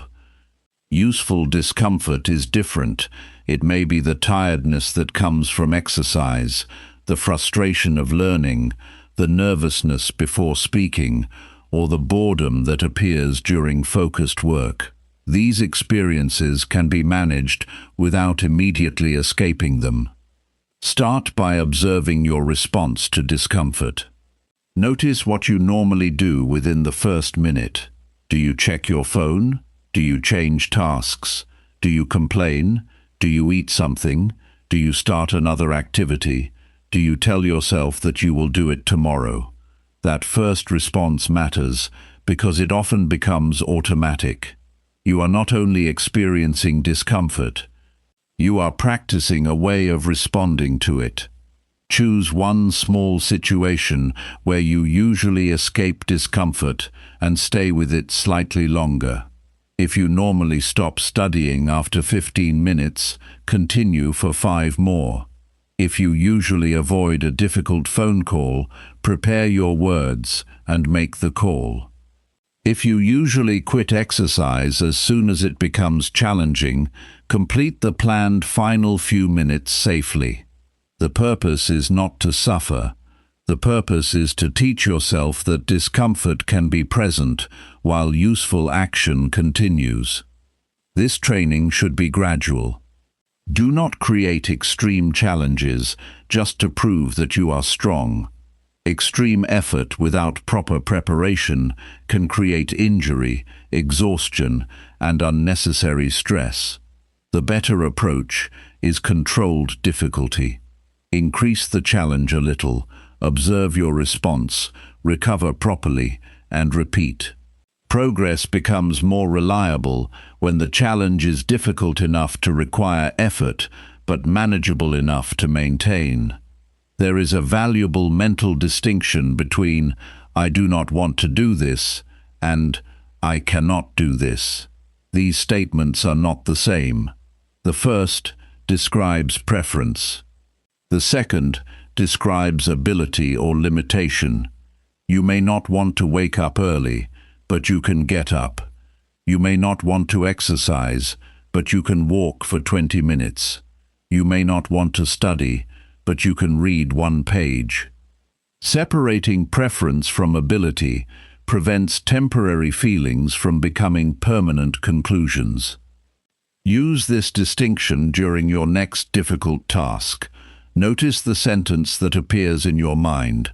Replace "I cannot" with a more precise statement when appropriate. You might say, "I do not feel like doing this right now, but I can complete the first step." That statement does not pretend the task is easy. It simply keeps the decision connected to reality. Another useful practice is delaying escape. You do not need to force yourself to continue indefinitely. Set a short period during which you will remain with the task before deciding whether to stop. 10 minutes can be enough. During those 10 minutes, focus only on the next action. At the end, evaluate your condition. This prevents an immediate emotional reaction from deciding everything. Your mind often exaggerates discomfort before you begin. A task can feel much worse in anticipation than it feels once you are actually doing it. You may spend 20 minutes worrying about making a phone call that takes 3 minutes. You may spend an hour avoiding a report that requires 30 minutes of focused work. Starting gives you real information. Avoidance gives you predictions. Write down one task you have been avoiding. Estimate how difficult it will feel, then complete the first 10 minutes. Afterward, compare your prediction with the actual experience. This teaches you something important about your own thinking. Your anticipation is not always accurate. You become better at judging difficulty when you collect real experience instead of relying only on fear. Discomfort also appears during learning. Beginners often expect improvement to feel smooth. It rarely does. At first, your movements may be awkward. Your writing may be weak. Your memory may be slow. Your explanations may lack clarity. This is normal during skill development. The early stage exposes what you do not know. That information is useful because it tells you what to practice. Instead of asking whether you are naturally good at something, ask what specific part needs practice. If your speaking is unclear, practice explaining one idea aloud. If your writing is weak, rewrite one paragraph and compare it with the original. If your memory is poor, review information at different times instead of reading it once. Specific practice turns frustration into education. Do not use discomfort as proof that you are failing. Sometimes, discomfort is simply feedback. A difficult exercise may show that your endurance needs improvement. A difficult subject may reveal a missing basic concept. A difficult conversation may show that your communication needs preparation. Listen to the information without turning it into an attack on yourself. There is another kind of discomfort that affects discipline. It is the discomfort of delayed results. You can work for weeks without seeing a dramatic change. You can save money without immediately feeling wealthy. You can study every day without suddenly becoming an expert. You can exercise consistently without transforming your body overnight. The lack of immediate evidence can make people question whether the effort matters. Use process measurements during these periods. Record how many sessions you completed. Record how many pages you studied. Record how many workouts you finished. Record how many applications you submitted. These measurements show whether you are performing the behavior that supports the desired result. Results may take time, but the process gives you something you can evaluate today. Patience becomes easier when you know what you are measuring. Vague goals create emotional uncertainty. A clear process gives you evidence. You may not know exactly when a result will appear, but you can know whether you are following the actions that make the result more likely. Discomfort can also come from making better choices than the people around you. You may decide to save money while friends spend freely.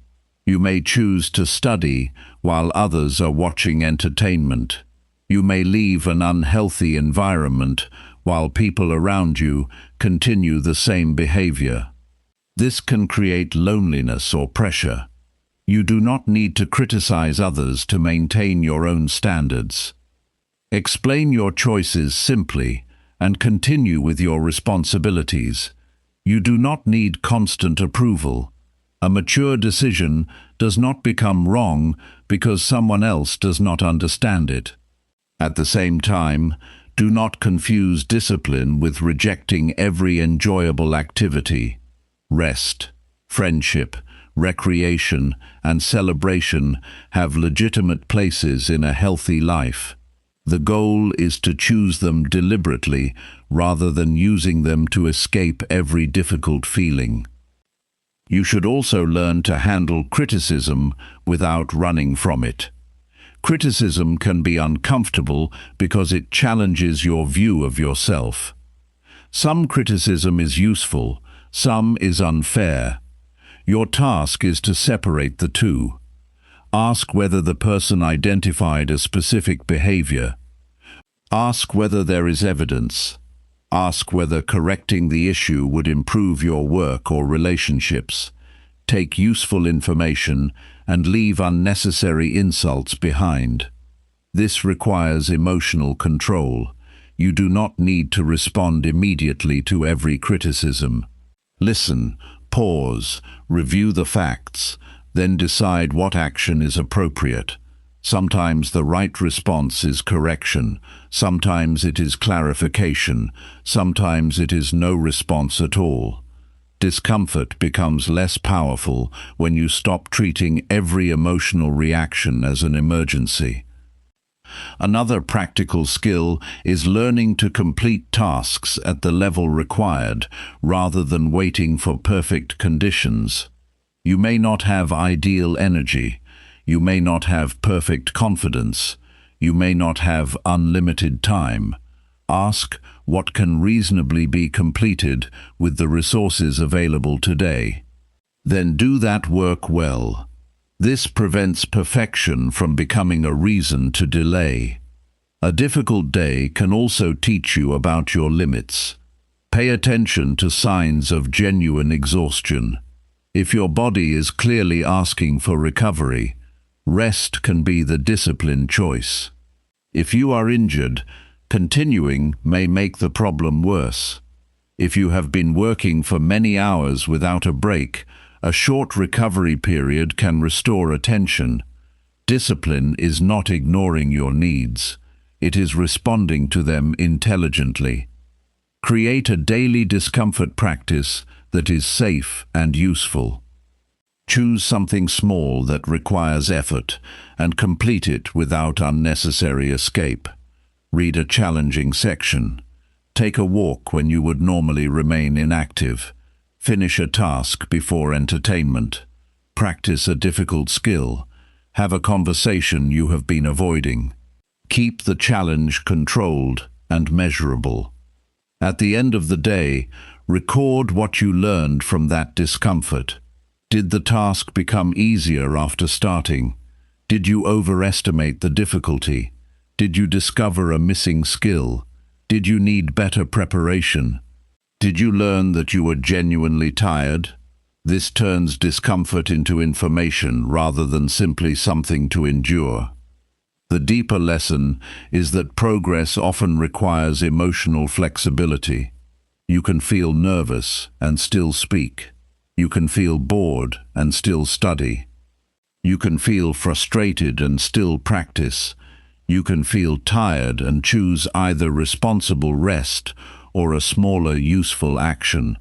Your feelings remain real, but they no longer have unlimited authority over your behavior. Moving forward does not always mean taking a huge step. Sometimes it means completing one page. Sometimes it means making one call. Sometimes it means practicing for another 10 minutes. Sometimes it means returning to the routine after a difficult day. Progress becomes sustainable when you stop demanding dramatic movement and start respecting useful movement. Do not wait to feel comfortable before doing everything important. Comfort is not a reliable schedule. Some of your most valuable actions will feel difficult at first. Your responsibility is to learn what the discomfort means, decide whether it is safe and useful, and respond appropriately.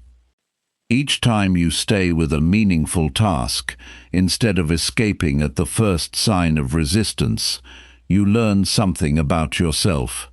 You learn that frustration can be tolerated. You learn that uncertainty can be handled. You learn that effort can continue without excitement. You learn that a difficult moment does not have to determine the rest of your day. That training changes your relationship with hard work.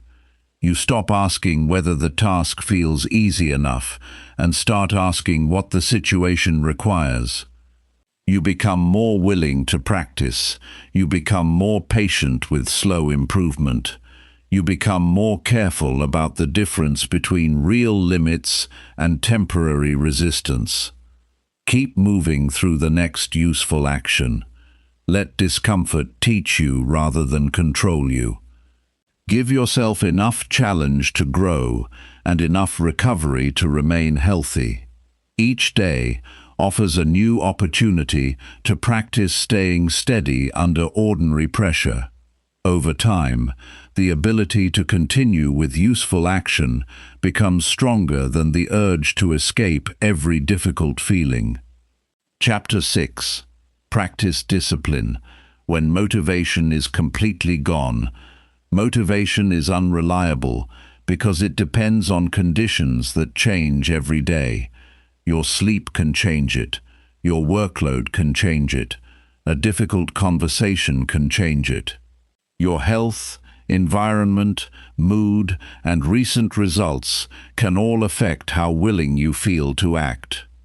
Discipline becomes important precisely because your responsibilities do not disappear when motivation becomes weak.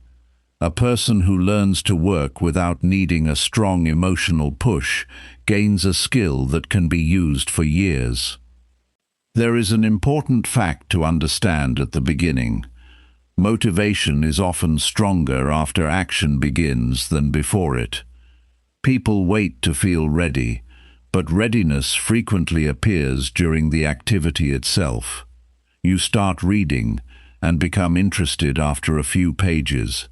You begin exercising and feel more energetic after moving. You start writing and discover the next idea while working. This means waiting for motivation can create the exact condition that keeps motivation low. Stop measuring your readiness by your feelings alone. Measure it by what the situation requires. A task may still need to be completed, even though you are not excited about it. That does not mean you must force yourself through every situation. Genuine exhaustion, illness, or serious stress may require recovery. But ordinary reluctance is different from a real inability to continue. Learning that difference is part of mature discipline. Use a simple test when you do not feel motivated. Ask yourself whether you are physically unable to continue or simply unwilling to begin. Then look for evidence. Have you slept enough? Are you sick? Are you injured? Are you mentally overwhelmed by something serious, or are you simply bored with the task? Honest answers help you choose the right response instead of treating every low mood as a reason to stop. Your routine should have a version that works on low-energy days. This is one of the most useful ways to protect consistency. A full study session may be difficult after a long day, but reviewing one page may be possible. A long workout may not fit your energy level, but a short walk may. A large cleaning project may feel overwhelming, but putting away 10 items can restore movement. The purpose of the smaller version is not to lower your standards permanently. It keeps the connection between intention and action alive. You are teaching yourself that a difficult day can change the size of the task without destroying the habit of responsibility. This gives you flexibility without giving you an excuse to abandon your priorities. Another mistake is expecting every task to feel meaningful while you are doing it. Some responsibilities are simply necessary. Paying bills is not exciting. Organizing files may not be interesting. Studying difficult material can feel slow. Preparing for tomorrow may not provide immediate pleasure. Mature discipline includes the ability to complete useful tasks even when they offer little emotional reward. Create a list of necessary actions that do not depend on excitement. Keep it short. Include the responsibilities that protect your health, work, finances, relationships, or learning. When motivation is low, use this list as a guide. You do not need to decide what matters from the beginning each time. The standard already exists. There is another practical way to reduce dependence on motivation. Use start times instead of mood signals. A mood signal says, "I will work when I feel ready." A start time says, "At 7 o'clock I begin." The second system is more reliable because it removes a decision. Your mind may still complain when the time arrives, but the schedule gives you a clear instruction. Prepare for the moment before the start time. Put your materials where you need them. Clear the desk. Fill your water bottle. Open the required document. Put your phone away.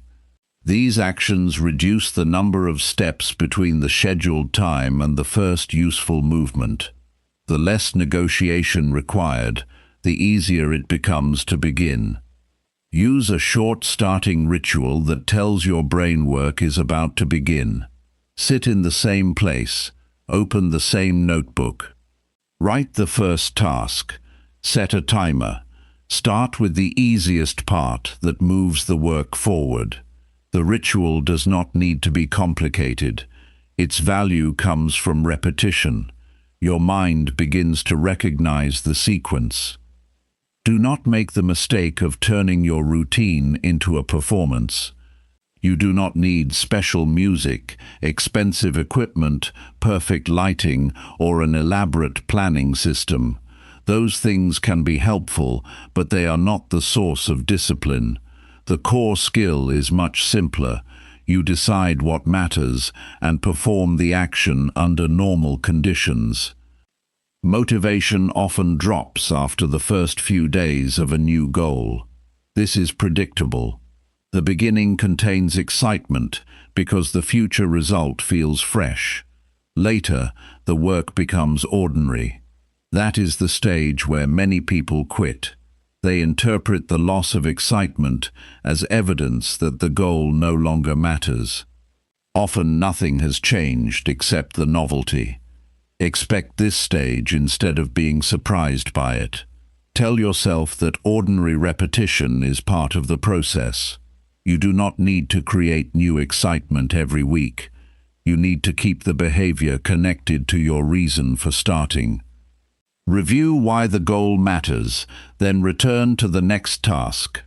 Use visible evidence to protect your commitment. Keep records of completed sessions, hours practiced, pages studied, workouts finished, or applications submitted. A record shows you what you are actually doing. This matters during periods when emotional progress feels absent. You may not feel more skilled today, but your record can show that you have completed 20 practice sessions. Numbers should be used as information, not as a source of punishment. If you miss a target, ask what caused the problem. Was the goal unrealistic? Was the schedule wrong? Did you underestimate the time required? Did you allow another activity to take over? Change the system based on evidence. You should also learn how to separate performance from identity. A poor session does not make you a poor learner. A missed workout does not make you undisciplined forever. A delayed project does not define your ability. Evaluate the specific behavior, then make a correction. This keeps one bad result from becoming a reason to stop completely. There will be days when you do less than planned. The useful response is to protect the next opportunity. Do not spend the entire evening criticizing yourself. Identify what happened and decide what you will do next. A 5-minute review can be more valuable than an hour of guilt, because review produces information, while guilt often produces exhaustion. Another way to strengthen discipline is to make commitments visible to other people when appropriate. Tell a trusted person about a specific goal and the behavior you plan to maintain. You can also schedule a regular check-in. The purpose is not to depend on external pressure forever. It is to create accountability while you are building your own reliability. Be selective about accountability. You do not need to announce every goal publicly. Choose someone who will ask about your actions honestly. A useful accountability question is simple. Did you do what you said you would do? That question focuses on behavior rather than excuses. You can also create deadlines that have real consequences. A self-imposed deadline is easy to ignore when nothing happens after missing it. Add structure where possible. Register for an exam. Schedule a presentation. Book a review meeting. Set a delivery date for a project. External structure can support internal discipline while you develop it. Still, do not become dependent on pressure. The long-term goal is to act, because the behavior is part of your standard, not because someone is watching. Accountability can start the process, but personal responsibility must maintain it. Your morning can be especially important on low motivation days. Avoid spending the first hour deciding whether the day will be productive. Follow a simple sequence. Get up. Take care of your basic needs. Review your priorities. Begin the first meaningful action. Keep the number of early decisions small. This protects your attention from unnecessary debate. Your evening matters as well. Motivation is easier to protect when tomorrow is prepared tonight. Decide what needs attention. Put materials in place. Check the schedule. Choose the first task. Then stop working and allow yourself to recover. Preparation is not extra work.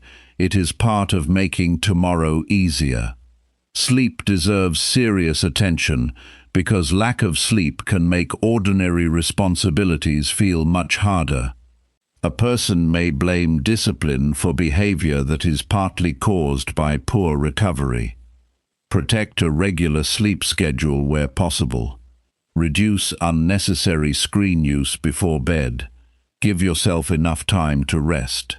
Discipline should support the body that performs the work. Food and movement matter too. Basic physical care can influence energy and concentration.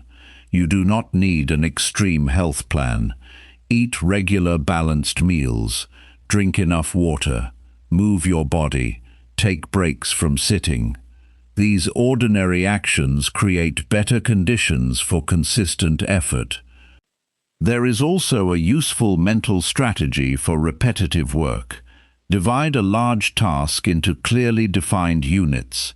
Instead of finish the project, identify the next section. Instead of study everything, choose one topic. Instead of clean the house, choose one room. A vague task creates emotional weight. A defined task gives your attention a clear target. After completing one unit, decide whether to continue or take a short break. This makes the work measurable.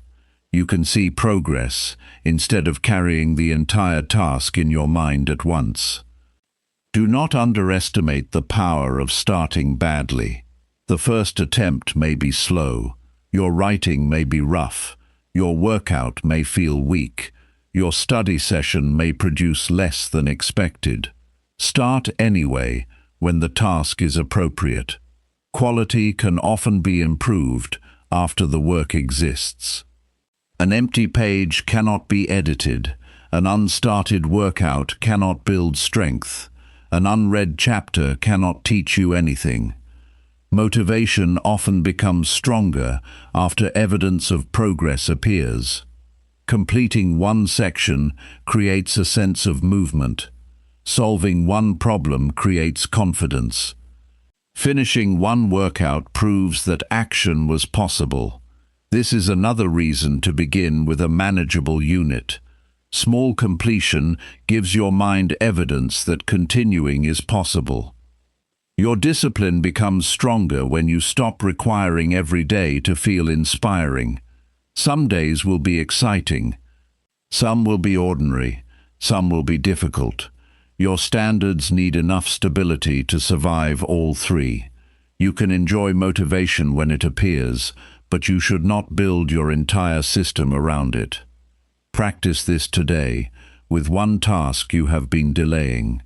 Set a start time. Prepare the materials. Remove one major distraction. Commit to a short first session.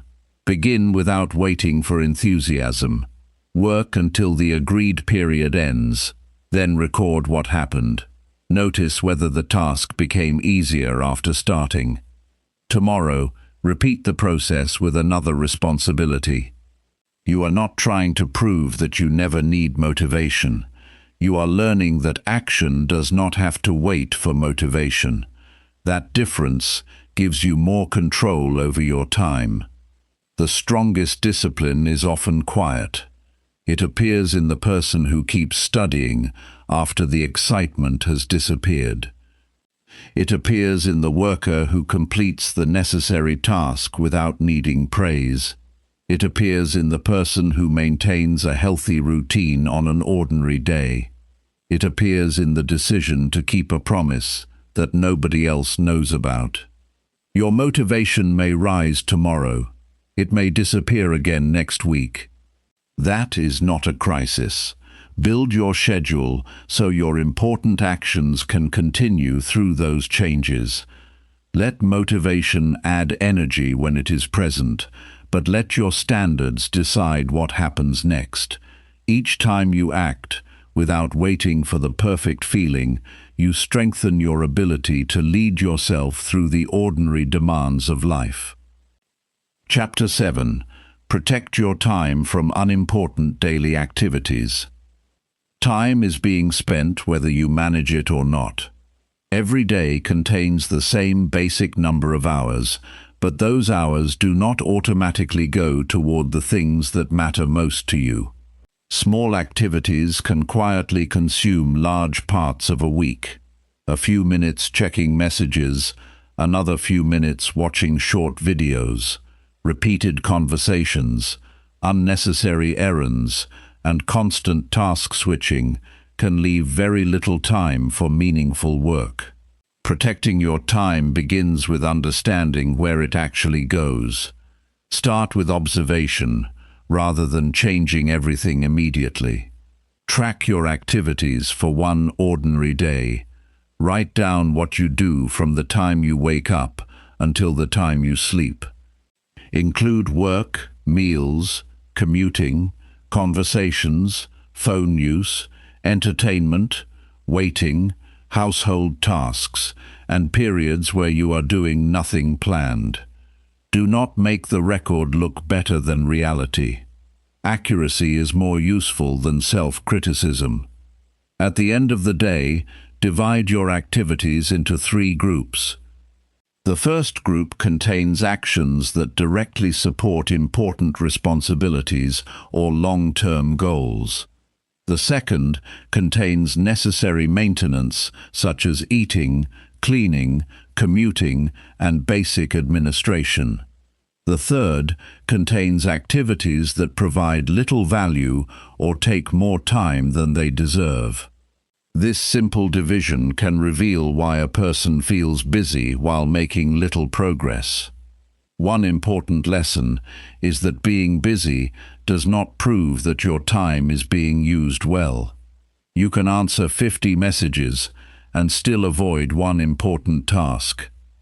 You can organize your desk for an hour and still not begin the project. You can spend the entire evening consuming information and learn almost nothing useful.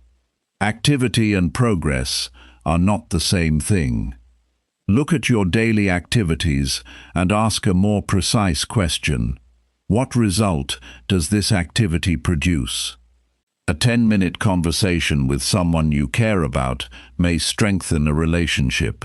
10 minutes of random scrolling may produce nothing you value tomorrow.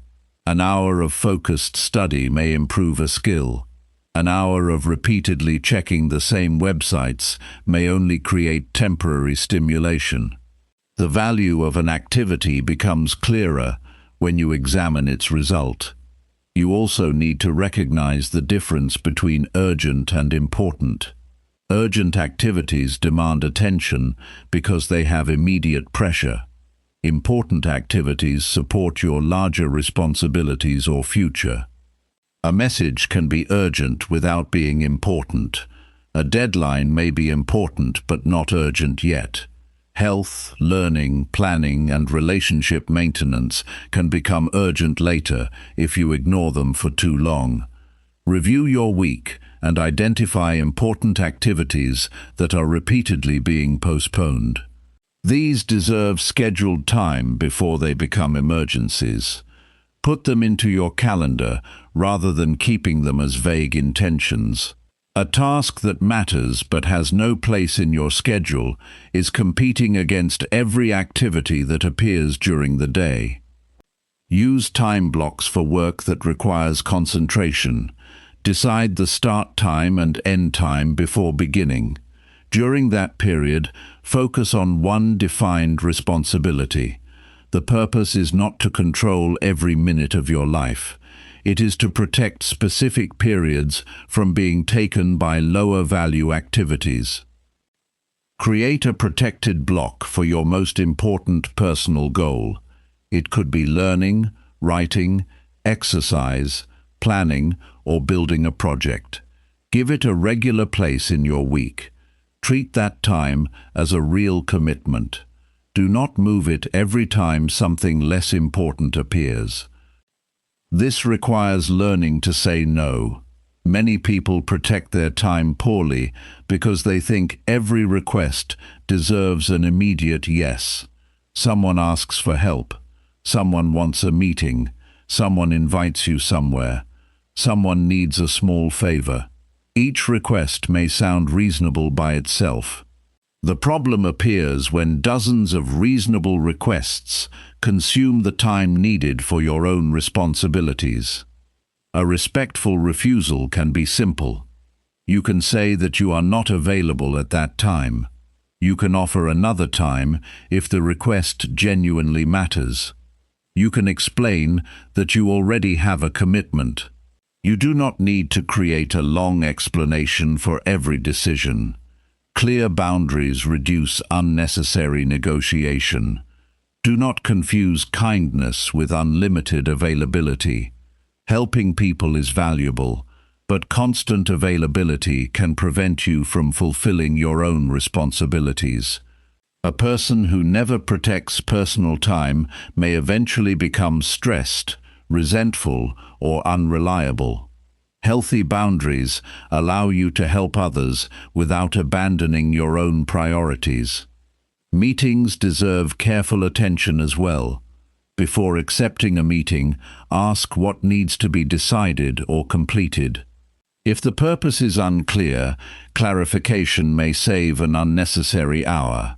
If you can contribute through a short message, use the shorter method when appropriate.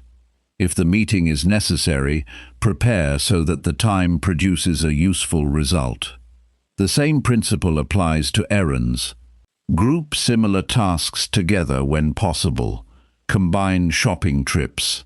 Handle several administrative tasks during one planned period. Prepare documents before leaving home. These small decisions reduce repeated travel and repeated preparation. Your digital life needs similar structure. Email can become a full-time activity if you allow every message to interrupt your work. Choose specific periods for checking it. During important tasks, keep the inbox closed. Respond according to importance rather than the order in which messages appear. Social media can also expand beyond its intended purpose. You may open an app to answer one message and remain there because new content keeps appearing. Give yourself a defined purpose before opening the platform. Answer the message, post what you need to post, then leave. A clear purpose makes it easier to stop. Entertainment should have boundaries too. You do not need to remove it. Rest is part of a healthy schedule. The problem begins when entertainment consumes the time intended for sleep, exercise, learning, work, or relationships. Decide what amount fits your day. Set a stopping point before you start. A useful technique is to delay low-value activities rather than banning them. Tell yourself that you can watch the video after the important task is complete. You can browse after the study session. You can play the game after the necessary responsibility is handled. This changes the order of your activities without requiring complete deprivation. Your environment can help with time protection. Keep your work materials ready. Keep entertainment devices away from your main work area. Use website limits if certain sites repeatedly consume your time. Put frequently used tools where they are easy to access. Put distracting tools where they require extra effort. Good design reduces the number of decisions you must make. Another hidden time problem is unnecessary perfection. A simple task can become a large project because you keep improving details that do not matter. You spend an hour formatting a document that required 15 minutes of work. You repeatedly reorganize your notes instead of studying them. You edit a message for 20 minutes that only needed 2 clear sentences. Decide what level of quality the task actually requires. Some work deserves careful attention. Some work only needs to be correct and complete. Matching effort to importance is a major time management skill. You should not spend the same amount of energy on every activity. Use deadlines to prevent open-ended tasks.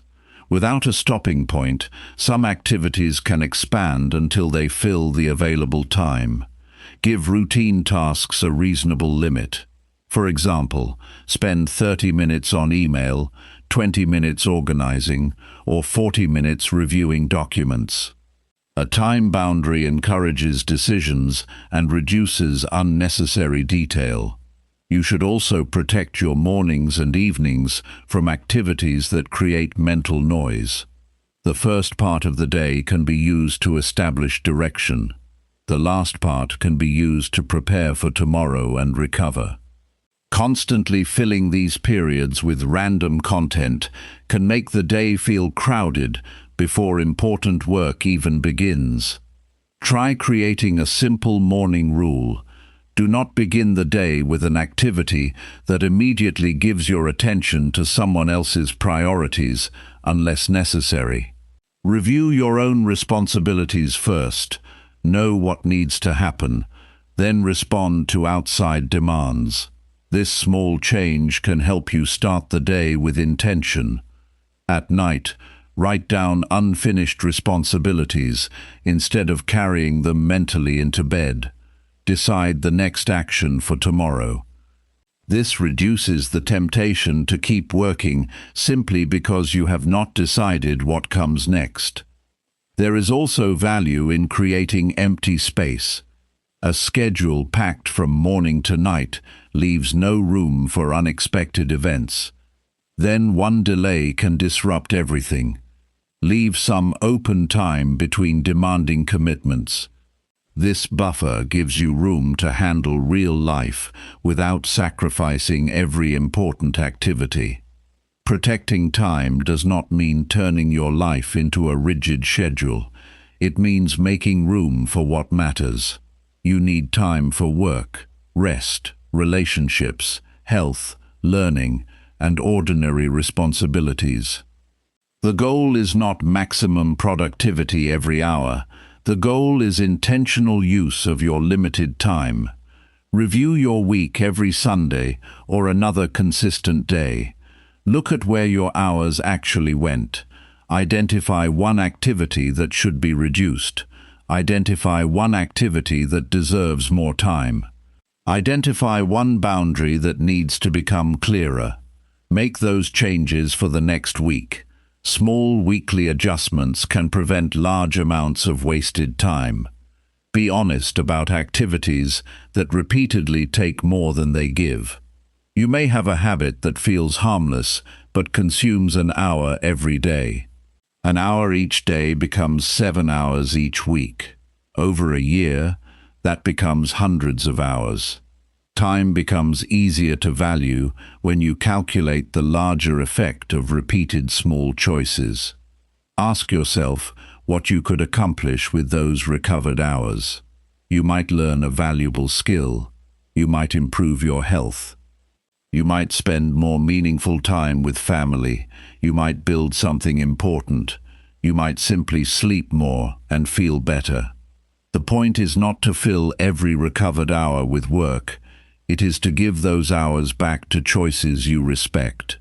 Your schedule is a record of what you repeatedly allow into your life. You may say that health matters, but your calendar shows whether exercise has a place. You may say that learning matters, but your weekly record shows whether study actually happens. You may say that family matters, but your attention during time together reveals whether you are present. This is not a reason for guilt.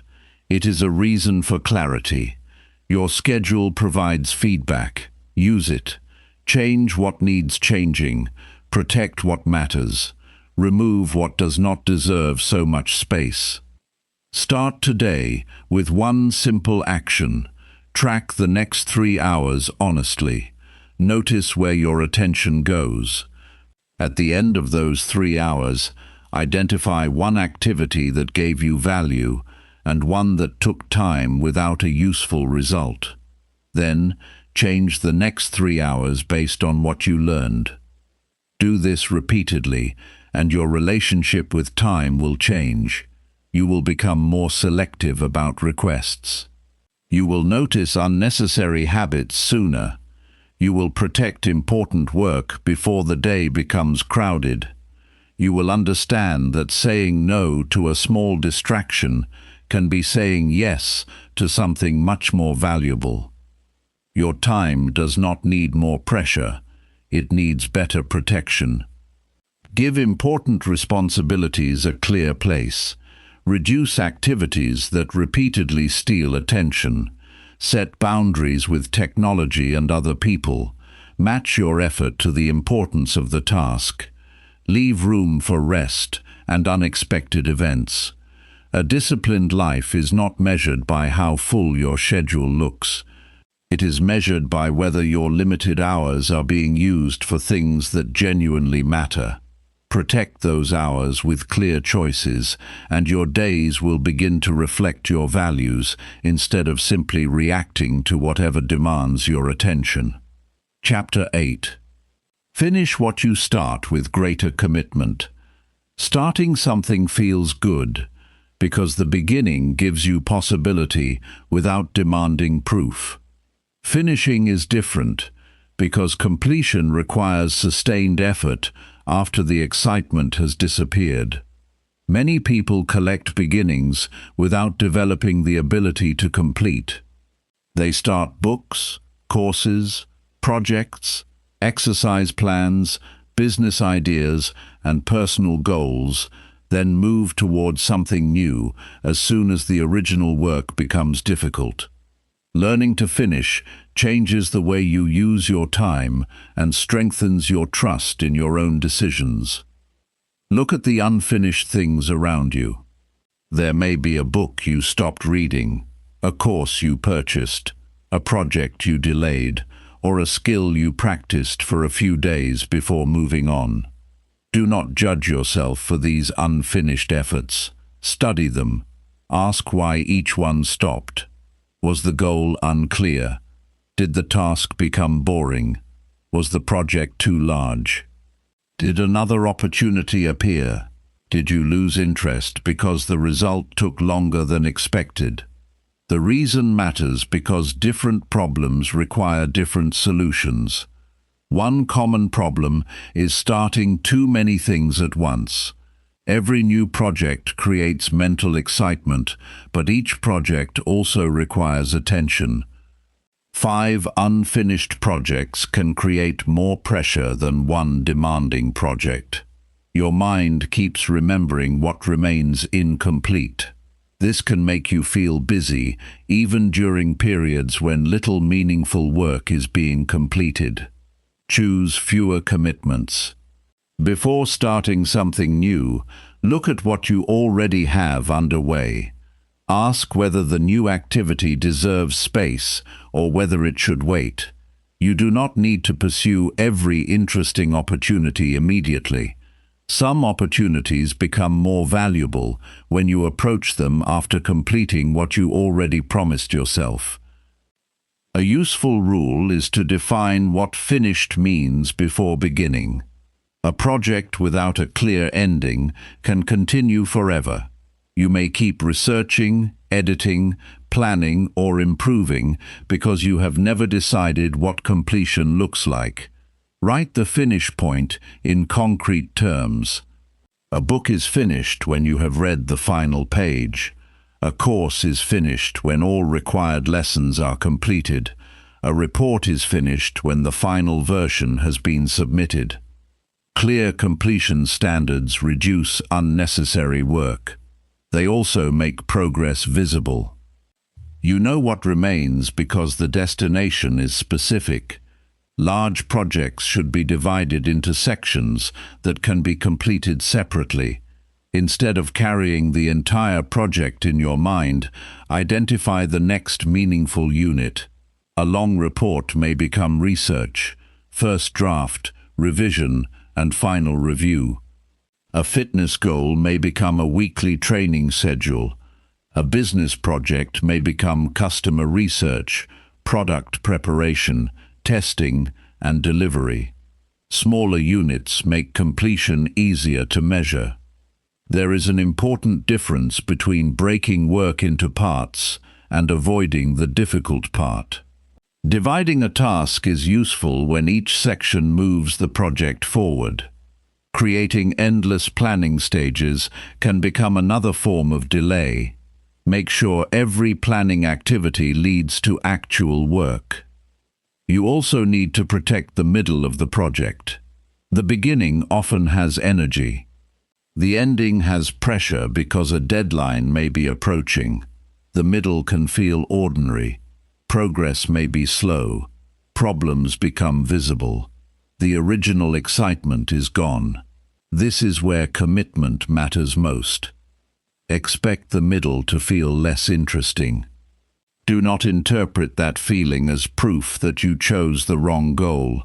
Ask whether the goal still fits your priorities and whether the current difficulty is simply part of the work. If the goal remains valuable, continue with the next defined step. Sometimes you should stop a project. Commitment does not mean refusing to change direction under every circumstance. A project may become financially harmful, impossible with your current resources, or inconsistent with your values. You may discover that important information was missing when you began. Ending such a project can be a responsible decision. The key is to distinguish a thoughtful decision from an emotional escape. Before quitting, write down why you want to stop. Separate temporary frustration from permanent problems. Ask what has changed since you started. Ask what you would lose by continuing and what you would lose by stopping. This creates a reasoned decision instead of an impulsive one. Another useful practice is to create a commitment review. Before starting a major project, write down why you are doing it, what completion means, how much time you can realistically give it, and what obstacles are likely to appear. Review this information when motivation drops. You are reminding yourself of a decision made during a clearer moment. Do not make commitments casually. Every commitment uses future time. Saying yes today can create pressure next month. Before accepting a responsibility, check your existing schedule. Ask what must be removed or reduced to make space for it. This prevents you from creating a long list of promises that cannot all be completed properly. Your word becomes more valuable when you use it carefully. Do not promise a result you cannot reasonably control. Promise the behavior you can control. Instead of saying that you will become successful in 3 months, commit to completing a specific number of work sessions. Instead of promising that you will master a skill quickly, commit to practicing consistently. Behavior-based commitments are easier to measure. Use deadlines for important work.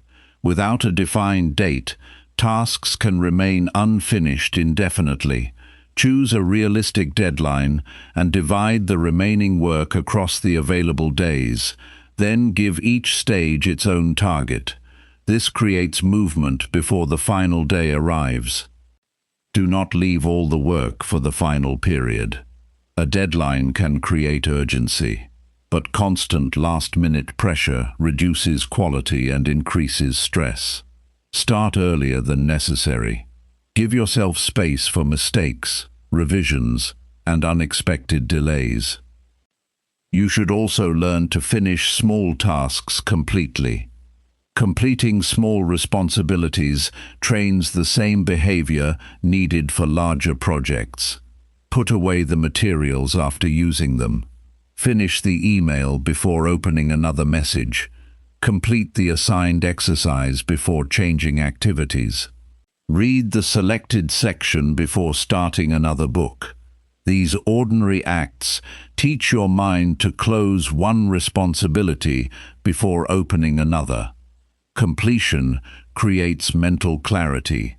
An unfinished task occupies part of your attention because you know it still exists. Finishing it removes that mental demand. This is one reason a completed list can feel lighter than a longer list filled with half-finished activities. Avoid confusing preparation with progress. Research is useful until you have enough information to act. Planning is useful until the next step is clear. Organization is useful until the work is ready to begin. At some point, more preparation produces very little additional value. Recognize that point and move into execution. You will also encounter mistakes during completion. A project rarely develops exactly as planned. You may need to revise your approach. A mistake does not automatically mean the project should be abandoned. Ask what the mistake teaches you. Correct the specific issue, and continue where possible. This is especially important in learning. Many people stop practicing when they discover that they are not as good as they expected. The gap between their current ability and their desired ability becomes uncomfortable. Instead of using that gap as information, they leave. A better response is to identify the weakest part and practice it directly. Suppose you are learning public speaking and notice that you speak too quickly. Do not simply decide that you are bad at speaking. Record yourself for 2 minutes. Listen to the recording. Mark where your pace increases. Practice pausing between ideas. Record yourself again. Completion becomes easier when mistakes are treated as specific training information. The same approach works with writing, studying, fitness, business, and communication. Identify the part that is not working. Adjust that part. Continue the larger process. You do not need to restart your entire life every time one part needs correction. Another reason people fail to finish is that they make the final stage larger than necessary. They keep adding improvements because the work is almost complete. Create a final checklist before starting the last stage. Include only the corrections that genuinely affect quality. Once those items are handled, submit, publish, deliver, or close the project. Learn to recognize diminishing returns. The first hour of work may create major improvement. The 10th hour spent changing tiny details may create very little additional value. Good judgment includes knowing when more effort is no longer producing enough benefit. Completion also requires managing interruptions. A project can lose momentum when you repeatedly leave it for unrelated activities. Keep a clear record of where you stopped. Write the next action before ending each work session. When you return, you can begin without spending 20 minutes trying to remember what you were doing. This technique is especially useful for long projects. At the end of a session, write one sentence describing the next physical action. Review the introduction and correct the first 3 paragraphs is better than continue writing. A specific restart point makes returning easier. You can also schedule completion sessions. Instead of waiting for free time, reserve a period specifically for finishing unfinished work. Choose one project. Remove unrelated tasks. Work until the session ends or the defined milestone is complete. Repeated completion sessions can gradually reduce the number of unfinished responsibilities in your life. Be careful about constantly starting new projects. because they provide emotional relief. A new project feels exciting because you have not yet encountered its difficult parts. Switching can temporarily make you feel productive, but repeated switching prevents you from developing depth. Stay with valuable work long enough to experience the part where real learning begins. Your confidence changes when you repeatedly finish. You begin to see yourself as someone who can carry responsibility through difficulty. This confidence is based on evidence. You completed the assignment. You delivered the project. You finished the course. You kept the training schedule. You solved the problem. These experiences become practical proof that your effort can continue beyond the first burst of enthusiasm. Do not wait for a perfect level of confidence before finishing. Confidence often grows because you finish difficult things. The process gives you information about your abilities and limitations. You learn what preparation you need. You learn how long tasks actually take. You learn how to recover from mistakes. Completion creates experience that planning alone cannot provide. Today, choose one unfinished responsibility that still matters. Do not choose everything. Pick one. Define exactly what completion means. Identify the next action. Set a time to do it. Remove one obstacle. Then work on it until you reach the chosen stopping point. As you continue, notice the temptation to switch. Another idea may appear. Another project may suddenly seem more interesting. Write the idea down and return to the current responsibility. You can evaluate the new idea later. You do not need to follow every new thought immediately. The ability to finish is built through repeated closure. Start less casually. Commit more carefully. Define the result clearly. Divide large work into manageable sections. Review your reasons when enthusiasm fades. Correct problems without abandoning the entire effort.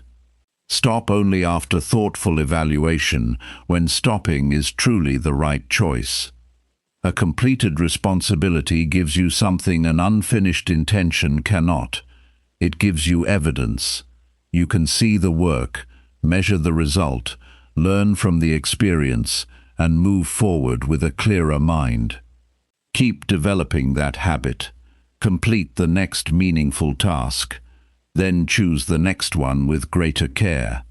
Over time, your life becomes less crowded with unfinished promises and more defined by work you actually carried through. Chapter 9. Measure your progress and correct your actions. Progress becomes easier to improve when you can see it clearly. A person can work hard for months and still feel uncertain because there is no reliable way to tell what has changed. Feelings are not always good measurements. One difficult day can make you believe you are failing. One successful day can make you believe everything is working. A disciplined person learns to replace vague judgment with useful evidence.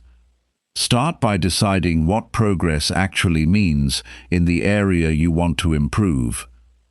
This sounds simple, but many people measure the wrong thing. Someone trying to become healthier may focus only on body weight. Someone learning may count hours instead of checking what was actually understood. Someone building a business may focus only on revenue while ignoring customer retention or product quality. A useful measurement should connect closely to the behavior or result you are trying to improve. Separate activity from outcome. Activity is what you do. Outcome is what happens because of it. You may study for an hour, but the important question may be how much you can explain afterward. You may exercise 4 times a week, while your real goal is greater strength or endurance. You may send many applications, while the desired outcome is receiving interviews. Tracking both sides gives you a clearer picture. Choose a small number of measurements. Too many numbers can create confusion. Pick 2 or 3 that tell you something important. For learning, you might track study sessions and test performance. For fitness, you might track training sessions and a specific performance measure. For work, you might track completed projects and the quality of the results. Keep the system simple enough that you will actually use it. Write the measurements down regularly. Memory is selective. You may remember the days you performed poorly and forget the many ordinary days when you made steady progress. Written records reduce this problem. They show what happened instead of what you currently feel happened. Use a weekly review rather than constantly judging yourself during the day. Daily measurement can be useful for simple habits, but larger progress often needs more time to become visible. At the end of each week, look at your actions and results together. Ask what improved. Ask what stayed the same. Ask what became worse. Then identify one adjustment. Do not turn the review into a trial where you are the defendant. The purpose is learning. A failed target is information. A missed habit is information. A weak result is information. Your job is to understand the cause and decide what should change. Suppose you planned to study 5 evenings but completed only 2. Do not write, "I have no discipline." That statement gives you no solution. Look at the schedule. Maybe your work ended late. Maybe the study task was too large. Maybe your phone remained nearby. Maybe you did not decide what to study before the session. The useful question is, what prevented the intended behavior? Then change one variable. Move the study period earlier. Reduce the first session to 30 minutes. Prepare the material before work. Put the phone somewhere else. Test the change for 1 week. This is how improvement becomes practical. You change a condition and observe the result. This approach is more effective than constantly changing everything. If you change your schedule, environment, goals and methods at the same time, you may not know which change helped. Make one meaningful adjustment whenever possible. Give it enough time to produce evidence. You should also distinguish between a temporary problem and a repeated pattern. One bad week may come from travel, illness, or an unexpected responsibility. A repeated problem needs deeper attention. If you have missed the same type of task for 4 weeks, there is probably a structural issue.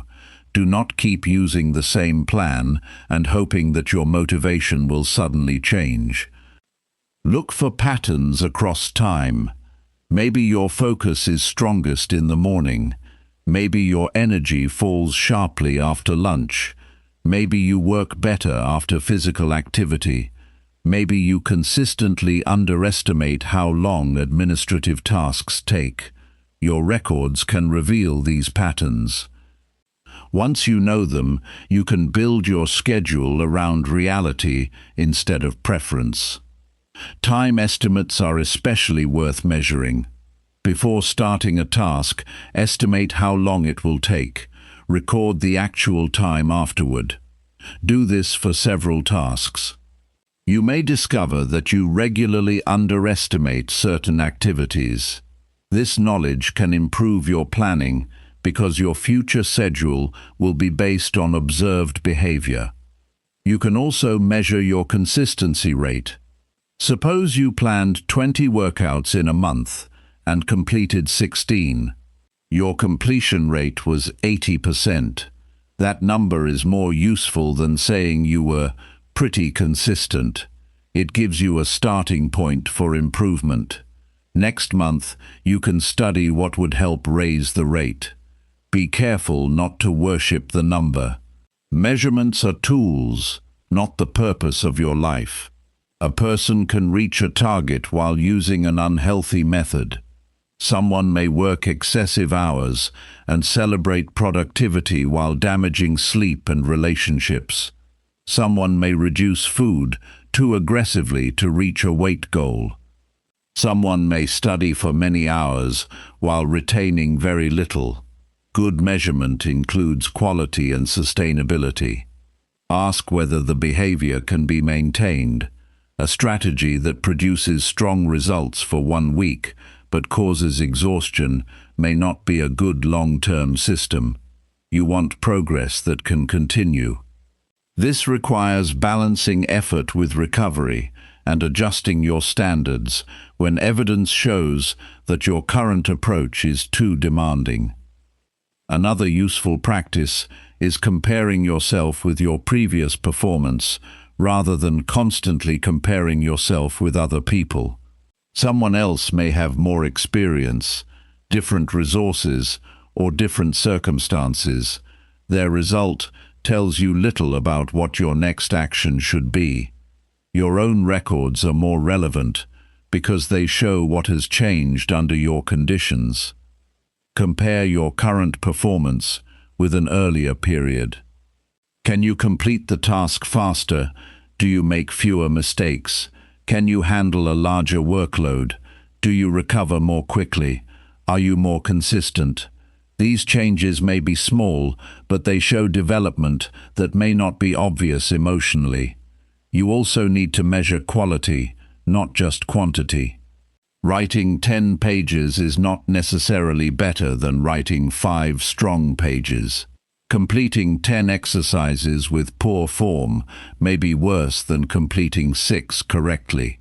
Reading 5 books without understanding them is less useful than studying 1 book carefully. Choose measurements that encourage the behavior you actually value. Feedback from other people can improve your measurements. Ask someone qualified to review your work. A teacher can identify gaps in understanding. A manager can point out areas that need improvement. A skilled colleague can show you a better method. Be specific about what you want feedback on. General praise or criticism is less useful than clear observations. Learn to receive correction without treating it as a personal attack. Feedback identifies a difference between your current performance and the required standard. You can decide what to do with it. Take the useful information. Test the correction, then observe whether the result improves. Your own mistakes can provide similar feedback. After an error, write down 3 things. What happened? Why did it happen? What will you change next time? Keep the answers specific. I was careless is too broad. I did not check the figures before sending the report gives you a clear correction. The next action might be adding a final review step before submission. This is how mistakes become part of education. The event itself may be disappointing, but the information can improve your system. A repeated mistake without analysis becomes a pattern. A mistake followed by correction becomes training. You should also measure the time between noticing a problem and correcting it. This is an underrated form of progress. Maybe you used to waste several weeks before changing a failing habit. Now you notice the issue after a few days and make an adjustment. That is improvement, even if the original problem still appears sometimes. Another valuable measurement is the quality of your decisions. At the end of the week, choose one decision that helped you and one that created unnecessary difficulty. Ask what information was available at the time. Ask what you would do differently now. This develops judgment rather than simply tracking activity. Keep your review honest and short. 20 minutes once a week can be enough for many areas of life. Look at the numbers. Look at the behavior. Look at the obstacles. Choose one correction, then move on. The review should improve your next week rather than consume it. Do not wait until you feel completely lost before measuring. Early measurement makes small corrections possible. A small problem is easier to fix than a large one. If your spending is slightly higher than planned, you can adjust quickly. If your sleep schedule has shifted by an hour, you can correct it. If your study routine has weakened, you can change the schedule before the habit disappears. Your progress system should answer 3 questions. What did I intend to do? What actually happened? What will I change next? These questions create a simple cycle of planning, observation, and correction. The cycle can be used for almost any personal goal. You can apply it tomorrow. Choose one important behavior. Write down the target before starting. Perform the action. Record what happened. At the end of the day, compare the plan with reality. Do not make excuses and do not insult yourself. Identify the difference and decide what it teaches you. Over several weeks, the picture becomes clearer. You may discover that you are more consistent than you believed. You may also discover that one part of your system is not working. Both findings are useful. Progress requires knowing what to keep and what to change. There is maturity in changing your method without abandoning your purpose. Your goal may remain the same while your approach improves.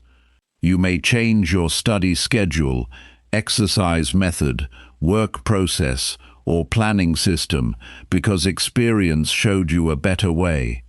Discipline does not mean stubbornly repeating the same method.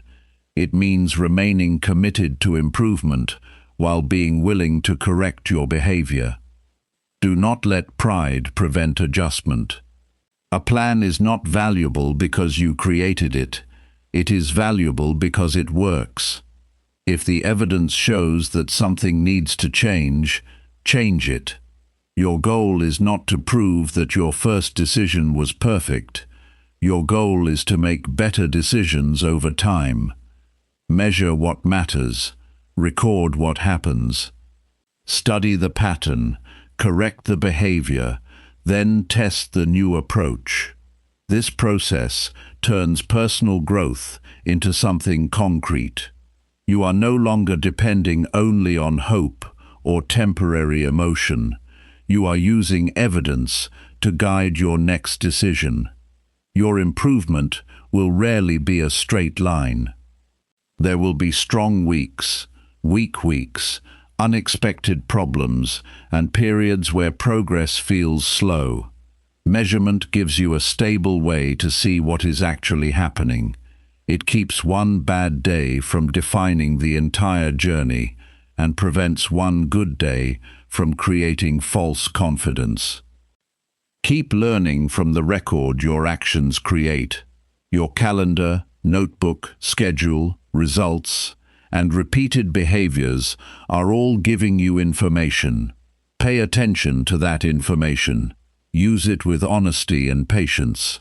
A disciplined person does not simply work harder after every setback. A disciplined person studies what happened, changes the approach when necessary, and then returns with a better method. Chapter 10. Commit to becoming stronger through daily discipline. A stronger life is built through repeated decisions that are made on ordinary days. Your character is not shaped only during major challenges. It is shaped while you decide whether to keep a promise, complete a responsibility, practice a skill, care for your body, control your spending, or use an hour wisely. Daily discipline gives these small decisions direction. Over time, repeated choices become evidence of the person you are becoming. Strength should be defined carefully. It does not mean being hard on yourself every day. It means becoming more capable of handling responsibilities without allowing temporary feelings to control important decisions. A stronger person can work with focus, recover from setbacks, admit mistakes, delay unnecessary pleasure, communicate honestly, and continue learning. These abilities can be trained through ordinary behavior.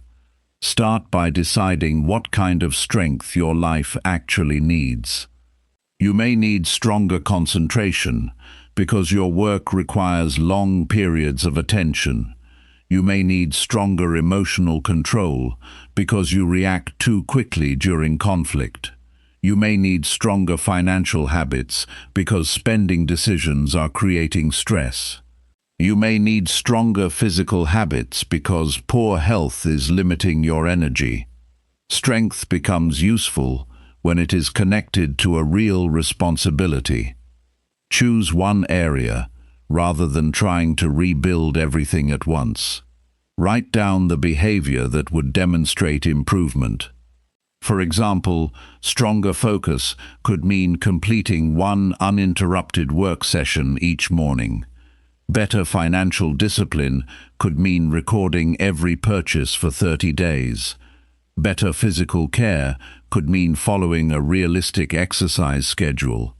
Clear behavior gives your commitment something concrete to act on. Do not build your commitment around an emotional promise. Strong feelings can make you want to change everything immediately.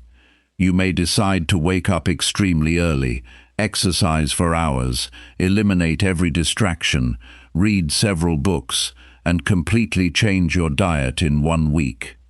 Such plans often fail because they require more energy and time than ordinary life can provide. Build a standard that can survive normal conditions. Ask what you can realistically repeat during busy weeks. A 20-minute workout may be more valuable than a 2-hour session that happens once. 30 minutes of focused study repeated throughout the month can create more knowledge than an intense weekend followed by weeks of inactivity. Consistency needs structure. Choose the behavior, choose the frequency, choose the time, choose the minimum acceptable version for difficult days.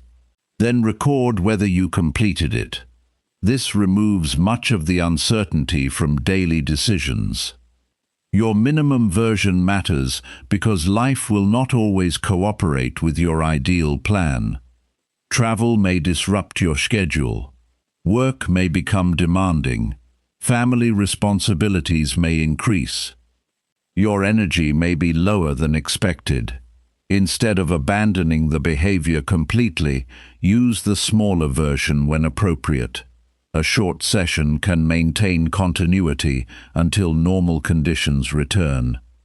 There is a difference between reducing the size of an action and lowering your standards permanently. The smaller version is a temporary response to a difficult day. Once your conditions improve, return to the normal standard. This protects flexibility without turning every inconvenience into an excuse. Daily discipline also requires knowing what deserves your strongest attention. You cannot become stronger by giving equal energy to everything. Some activities have much greater consequences than others. Identify the responsibilities that affect your health, work, relationships, finances, and long-term development. Give these areas deliberate attention before less important activities consume the day. Your calendar should reflect these priorities. A goal that matters but never receives scheduled time is usually competing against activities that already have access to your attention. Put important behaviors into your normal week. Protect them from unnecessary interruptions. Another part of becoming stronger is reducing the number of decisions you must make repeatedly. Use routines for behaviors that matter. Prepare tomorrow's clothes at night. Keep exercise equipment ready. Choose regular study times. Automate necessary payments. Prepare common meals in advance when practical. These systems reduce mental effort and make useful behavior easier to repeat. The purpose of a routine is not to remove freedom, it is to reserve your attention for decisions that actually require thought. You do not need to debate every morning whether you should exercise. You already decided that it matters. The routine simply helps turn the decision into action. You also need standards for your attention. A strong mind is not one that never becomes distracted. It is one that notices distraction and returns to the task. During focused work, identify the one result you want from the session. Keep unrelated thoughts in a temporary note. Return to the main activity. This practice teaches your attention where to go. Your environment can support this process. Keep your phone away during important work. Close unnecessary browser tabs. Prepare the materials before starting. Tell people when you are unavailable for a short period if your situation allows it. Small environmental changes can make disciplined behavior easier without requiring constant self-control. Strength also develops through honest self-evaluation. Do not protect your ego from useful facts. Look at your results. Are you keeping the promises you make? Are you using your time as intended? Are your habits helping your health? Are your relationships receiving enough attention? Are you learning from mistakes? These questions can be uncomfortable, but accurate information gives you the opportunity to improve. Do not answer these questions with broad labels. Use specific evidence. Instead of saying, "I waste too much time," identify the activity that consumes it. Instead of saying, "I am bad at saving," look at your spending record. Instead of saying, "I cannot focus," record how long you work before switching tasks. Specific evidence gives you something you can change. Becoming stronger also means becoming more reliable after setbacks. You will miss days. You will make poor decisions. You will lose focus. You will sometimes choose comfort over responsibility. The important skill is returning without turning one mistake into a long period of neglect. Create a recovery rule for yourself. After a missed day, return at the next available opportunity. Do not wait for Monday. Do not wait for a new month. Do not create a dramatic restart. Resume the behavior with the next practical action. Quick recovery prevents a temporary failure from becoming a new routine. Your relationships are another place where daily discipline matters. Strength includes controlling your words when you are angry. It means listening before responding. It means keeping commitments. It means apologizing when your behavior causes harm. It means discussing problems rather than avoiding them indefinitely. These actions require emotional effort, but they create trust. Practice pausing before difficult responses. Take a breath. Identify what happened. Decide what you want the conversation to accomplish. Then speak clearly. You do not need to suppress emotion. You need enough control to prevent a temporary emotional state from creating a permanent problem. Financial discipline provides another practical form of strength. Track your income and expenses. Separate needs from wants. Give savings a defined place in your budget. Delay unnecessary purchases rather than making immediate decisions. Review your spending each week. Financial strength is not simply earning more. It also involves controlling what happens to the money you already have. Physical discipline deserves the same practical approach. Move regularly. Develop reasonable strength and endurance. Eat in a way that supports your responsibilities. Sleep enough to function well. Do not treat physical health as a separate project from personal development. Your body affects your ability to work, learn, communicate, and manage stress. Learning should also remain part of your daily life. You do not need to consume endless information. Choose one useful subject and study it deeply. Read carefully, take notes, apply what you learn, explain the idea in your own words, practice the skill. Education becomes more valuable when knowledge changes behavior.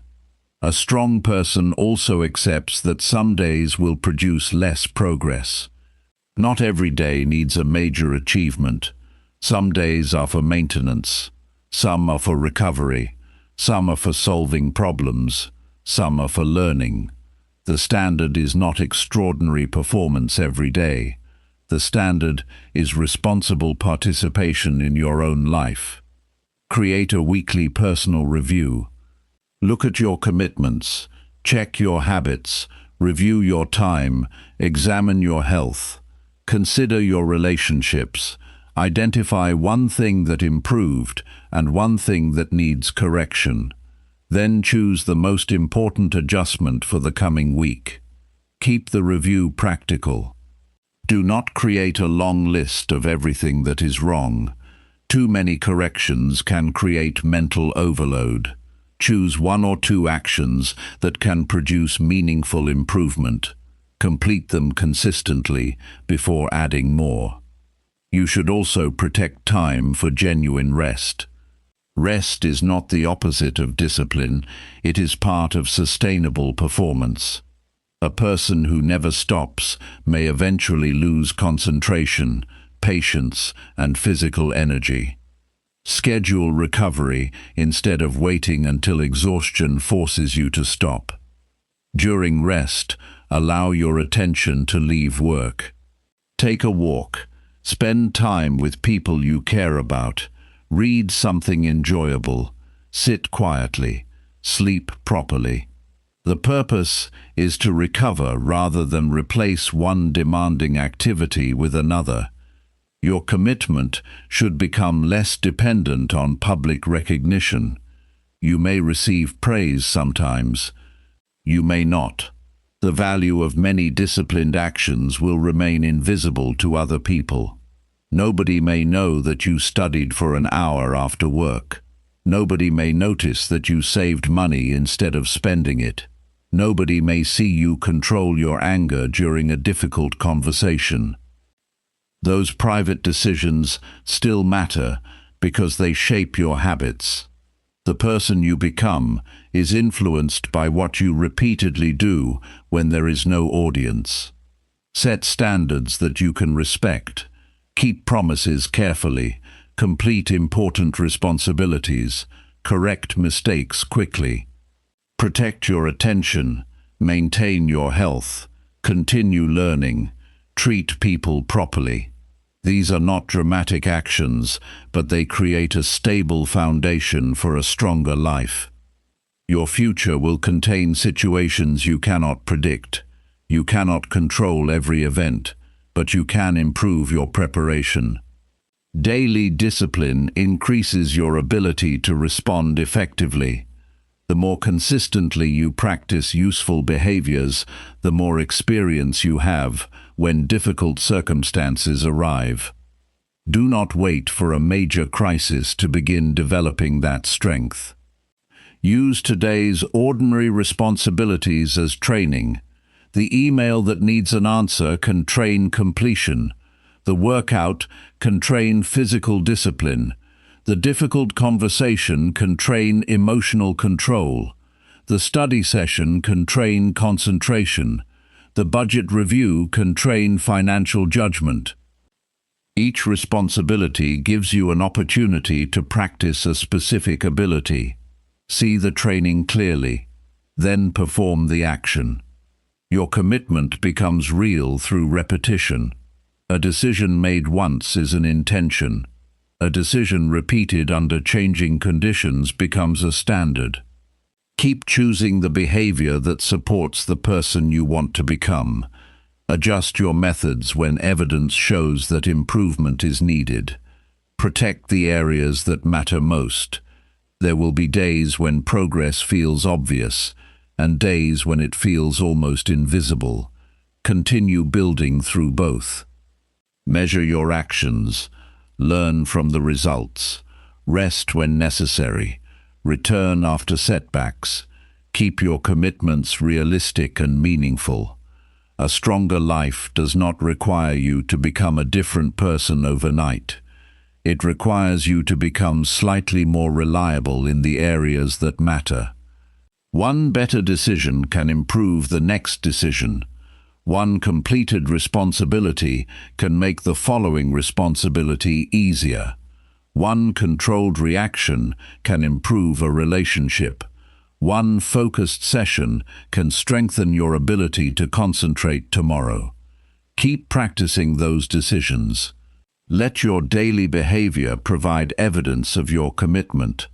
Build routines that support your priorities and remove habits that repeatedly weaken them. Give yourself room to recover while refusing to abandon what matters. The work continues through ordinary days. That is where lasting change is built. Your strength grows each time you choose responsible action over temporary impulse and useful effort over unnecessary avoidance. Keep making those choices with patience and clear judgment, and your discipline will become part of the way you live, rather than something you have to force yourself to remember. The real test of discipline begins after this audiobook ends.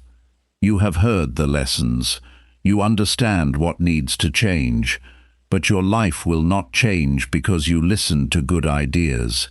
It changes when those ideas become actions you repeat on ordinary days. Remember this simple truth. Your strongest mind is built by the decisions you make when nobody is pushing you. There will be mornings when you feel focused. There will also be mornings when you feel tired, distracted, impatient, or completely unmotivated. Your goal is not to control every feeling. Your goal is to control what you do next. Choose one lesson from this audiobook and practice it today. Protect 1 hour of your time. Finish one task. Control one unnecessary reaction. Complete one promise. Remove one distraction. Make one better decision. Then do it again tomorrow. Do not demand a completely different life overnight. Build a better daily standard and keep living by it. Come back to this audiobook whenever your discipline becomes weak, your focus disappears, or you need to reset your direction. Each time you return, listen for the lesson you need at that moment. Your next level will not come from knowing more. It will come from practicing what you already know. Train your mind, protect your discipline, improve your actions, and keep becoming stronger every single day.